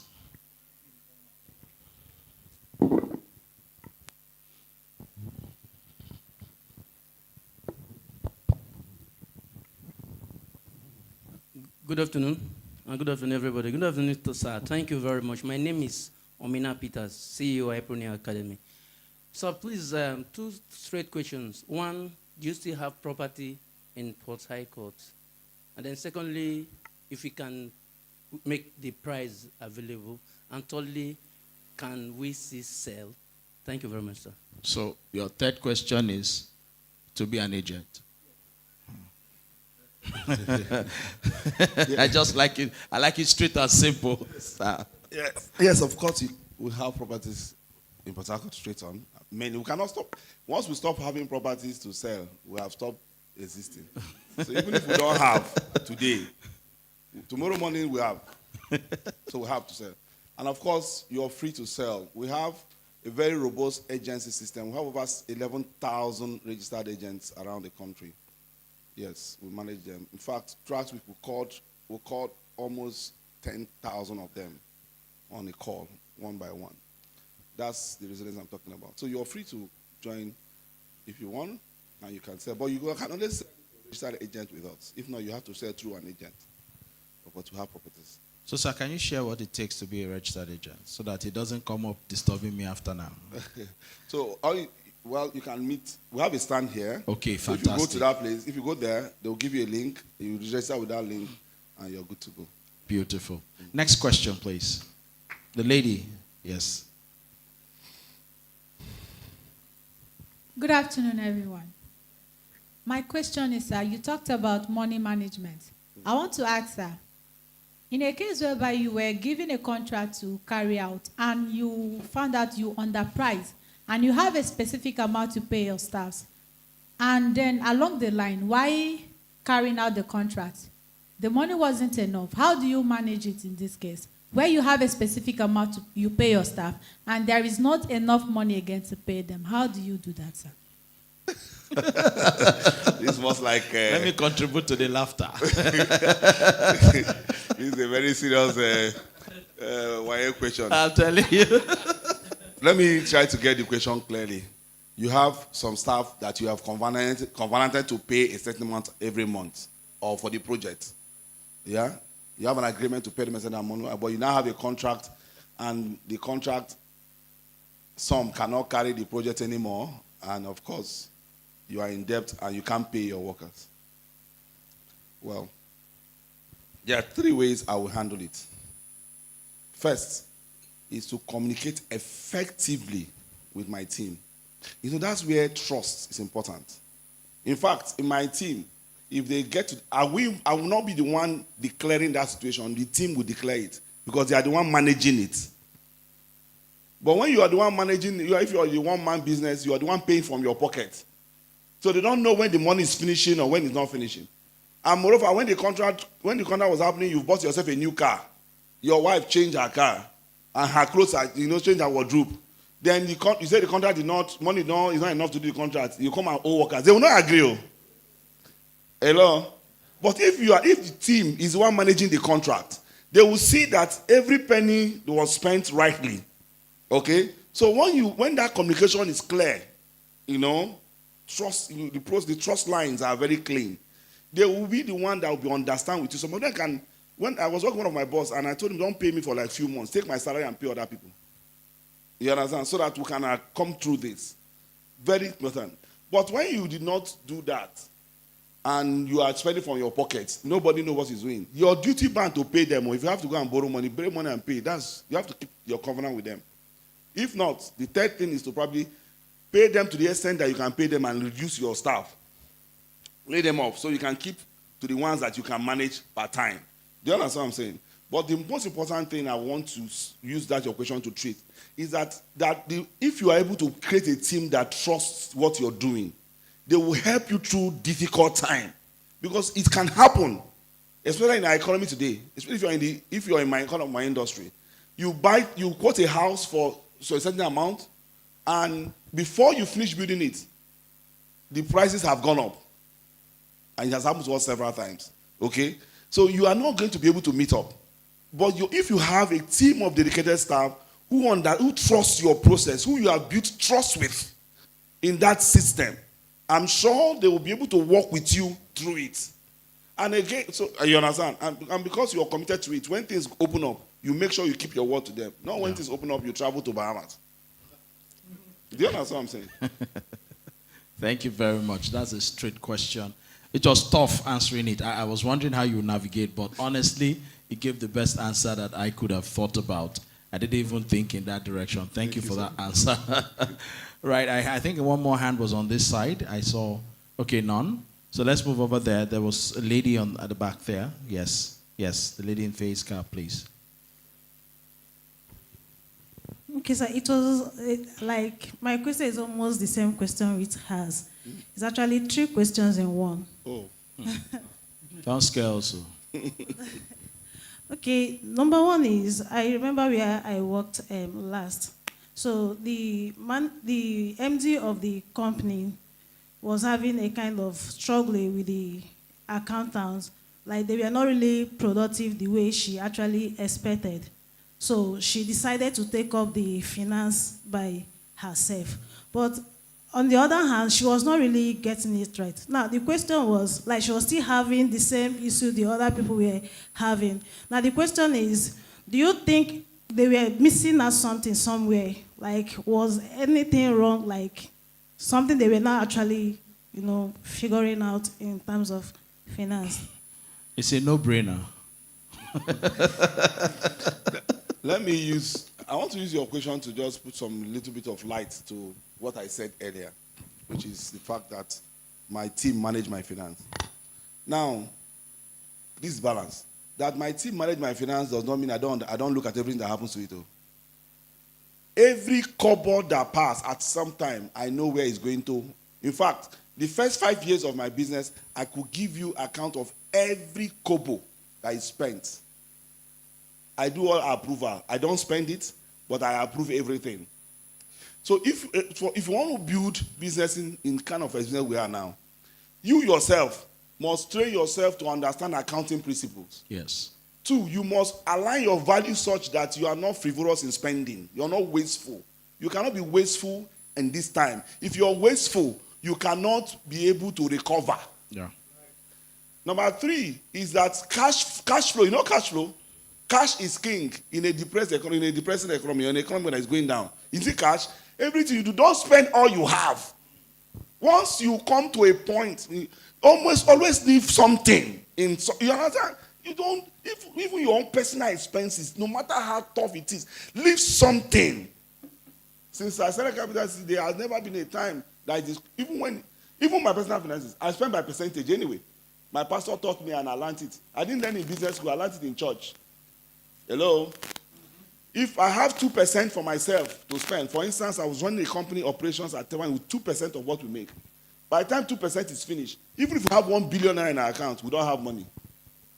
It's not a lie. When you come and say, do you have, I say, I don't have money. Oh. You say, I don't have money. If you come to my account, if it's the one I'm paying myself, if I pay myself that, if you bring all the problem in this world, except the one I know that is life-threatening and it will destroy the business, I will not have money, sir. Hello? Are you understand what I'm saying? You understand? So you don't put yourself, I don't make friends with people that wear things that I cannot afford. So I will not be tempted in that direction. Because I know my capacity, my level with time. So it's important you understand that even though we are talking about you can your structure manage it, but you must be able to look at what is happening so that you know that people are not wasting. We have 3 questions that we ask ourselves when we want to buy. When you want to buy something, you have listed, I want to buy water. You ask ourselves again, do you really need this water? We ask ourselves, do we really need it? Are we so thirsty that we need this water? Then when we say, okay, we are so thirsty that we need this water, we now ask ourselves, if it's not water, what else can we use to quench this thirst that we have, that we don't need to buy?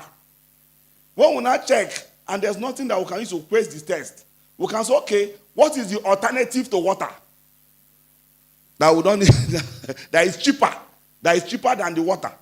Hello? So if instead of buying pure water, buying bottled water, we may decide to go and look for a clean tap. So we take gallon, go to share camp and fetch a gallon of water from share camp and put it in the office for everybody to be fetching from cup to be drinking. Or you can even use the dispenser bottle to fetch. Or use the bottle and go and fetch and come and put it over there. Which is what is happening predominantly now. You understand what I'm saying now? There's no fencing on it. The other day, even now that we have grown large, we can spare some things. I came to my office the other day. I discovered that when people drink water in the office, they drink half of it because they give everybody water as they come. I said, this bottle is too big. Go and look for the small bottles and buy. Hello? Hi. Small bottles. So because people sometimes don't know that certain things create waste in your system. You are a small company, you go and hire office in GRA. You make it look as London. You are not producing anything yet. Oh, what's all that? My first marketing T-shirt was Bend Down Boutique. You know Bend Down Boutique? Yes. We went to Room Massey Junction. We bought jackets. And that's if you check our brands now, we wear multiple colors. That's why we started multiple colors. Because we used to brand with colors. We couldn't afford to buy with colors because we couldn't buy T-shirts and shirts that are the same color. So we go and pick different colors and brand them. So we snap with multiple colors. And it was looking nice. We digged up those pictures those days. My team conference, first set year team conference, we used to hire one hotel room, not hotel hall. Hotel room. Then we all sit down there and we'll be planning till 12 in the night. After a while, we will go to Bunabali. Mama put on the road, sir. Me and my team, my manager, and we'll go and buy Mama put. Put Mama put on the plate and we'll carry it and we'll sit down, eat, and continue our conference meeting. It was the year our annual conference has happened. So if you are not doing, you just see me there. Yes, are you understand what I'm saying? Now we can hire any hall and eat 4-course meal. And invite the MCs that can do the job.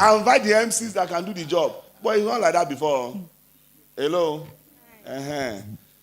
I hope we're getting value. Are we getting value? All right. Put your hands together again. Yes, I'll take the last and the final question for this segment, please. Don't ever envy a man at his present state. Find out his story. Find out. Thank you, sir. You really touched our lives. Please, I wanted to ask this question. I'm going to use this word. In this Nigeria we know, let me repeat. In this Nigeria we know, how are you able to resist markup from especially companies and institutions? I know individual might be easier, but government institutions, in this Nigeria we know, how are you able to stand your ground and with your team and be able to resist this markup temptation? In this Nigeria we know.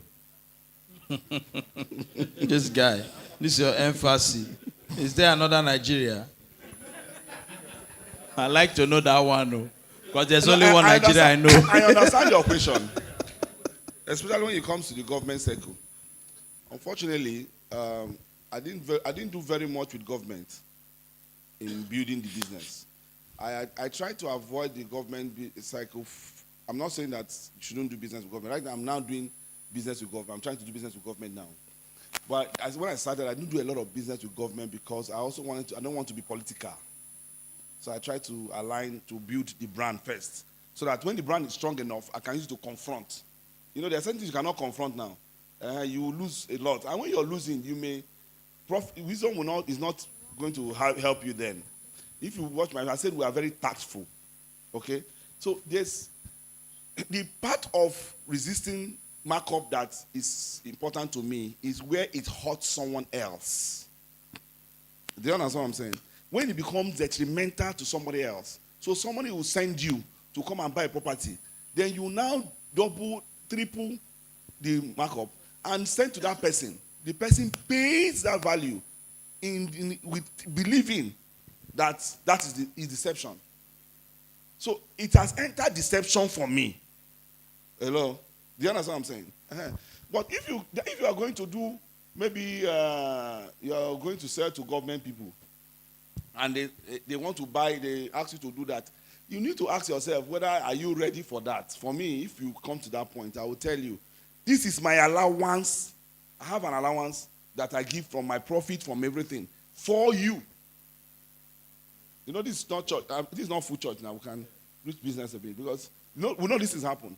So you must always provide an allowance for appreciation. Hello? For appreciation. They must be conscious. You can't say there and say, I'm a Christian, I don't, then you finish, you carry your money and walk away. They won't give you next time. Oh. So when I'm discussing business at that government level, I'm telling you, sir, I will appreciate you very well in this transaction. Don't worry. That appreciation, if my profit is 30%, maybe I've decided I will give you maybe 15%. Or even give you 20%. I don't mind. Because I'm looking at the volume. You understand what I'm saying? So you must be tactful enough to know when to apply what is required to make weight for you in those circles. Hello? But what I don't do is that I do not give you ahead of time to influence your decision. I prepare the value and state my work, state my instance, so that you can know that I'm qualified for it. But I prepare an appreciation for people along the line. So that way I'm going to. I don't know, sir. You can help. You know this is your area. So, thank you. Amazing, amazing. Thank you, sir. Wow. Are you satisfied in this present day Nigeria? Okay, I just want to be sure because your emphasis on this present day Nigeria, it really got to me. I needed to be sure you're satisfied. Well, ladies and gentlemen, we're moving on to the next keynote speaker. And it's my honor and privilege to let us understand that we'll be talking, he will be sharing with us on bootstrap your business to break through. And that is a very deep and insightful discussion that we'll be having next. And the keynote speaker is none other than the president and chairman in council of the Institute of Strategic Management, Nigeria, Chartered. Through more than 4 decades of hands-on experience in the private and public sectors, he has built strategic consultancy skills across leadership, policy, management, strategy, and governance. He is a board member and facilitator at the Garden City Premier Business School and a facilitator at the Lagos Business School, LBS. He retired as the director of procurement, and he is the chairman of Ideas Corp Limited, a hospitality and business consultancy firm. Ladies and gentlemen, it's my honor and privilege to make welcome to the podium at this time to talk to us on the subject matter, bootstrap your business to breakthrough. None other than Mr. Alex Ndudi Enebeli. Let's put our hands together as we make welcome our next keynote speaker to take us on a journey in the next 30 minutes. Keep clapping till he gets onto the podium, please. Okay.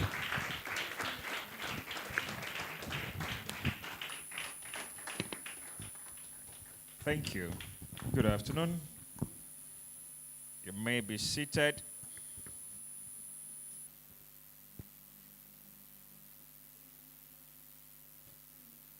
You know, this conference should produce solution providers, thinkers and doers, creators and innovators.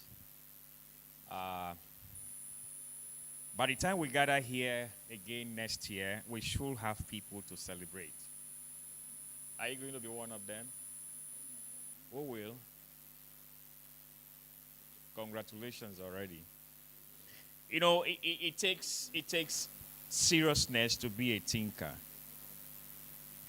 Thinking is serious business. It's been it's been emphasized by several speakers here, notably our convener and Phil. By the way, I got to know Phil during this meeting, and I'm happy to have known him on a very striking day. My birthday was last Wednesday when I got to know Phil. Oh, okay, it was Tuesday to Wednesday. And he gave me a fantastic gift of a book that is very, very rewarding. Let's put our hands together for him. Thank you, Phil. So as I was saying, several speakers have emphasized thinking. Thinking is serious business. And it takes very, very few persons to think. Not many persons sit under a teacher for very long. That's why this hall is in field, because we know not many persons have the endurance to stay through deep teaching, and especially what will make them recalibrate. Thinking is serious, and this conference talks about think, make, grow. So thinking, it's about innovation, it's about ideas, it's about solution provision. And it's when you think, when you can think, it's when you can bring to bear. Hello. Before I go into my script, I'd like to share out of the box 4 levels of thinking for those of you who are prepared to think and who you lifted your hands that you would like to be among those that the convener and the next edition will celebrate as innovators, as creators, as solution providers. There are 4 dimensions I'd like to share with you. Number 1 is critical thinking, which is general, which is popular. Critical thinking talks about analysis, merits, and demerits. Now, for those of you who would like to think deeply, please take note that it helps to produce results. And therefore, you must think. How many of you know the cliche, some are born with silver spoons, some are born with golden spoons, some are born with no spoon? How many of you know that? I am one of those born without a spoon at all. So whenever we have to eat, you all have to struggle from the same basin or the same tray, so you know how to survive, right? Thinkers know how to survive. As the architect has told us, resilience, you must know how to survive. So you must think solution. So number 1 way of thinking, the dimension of thinking, is called critical thinking. Number 2 way of thinking is called creative thinking. Creative thinking helps you to imagine new things. It helps you to innovate, which helps you to create solutions, which helps you to bring ideas that will bring up business. By the way, my business name is Ideas Corp because we started it from mere ideas. We began from hobby, from passion. We developed to service and products. And we've been on this 15 years now. By the way, think, grow, make, and grow, that came from the Marketplace Apostles, is 14 years. I will be looking at a case study on think, make, grow the brand. This project that we are celebrating or has become a platform to grow entrepreneurs and to grow leaders. Are we grateful to Pastor Onoche?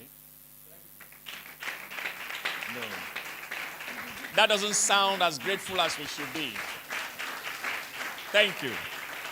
Because I know that if we were paying fees for the kind of thing that is being impacted every year, I tell you, I teach in business school, the sections you have received and what you continue to receive, ₦500,000 will be the least you'll be charged for this 1 week event. So if you're here for less, we need to be grateful. And the way to display that gratitude is to make sure that you're among those to be celebrated next year. You can clap if you want.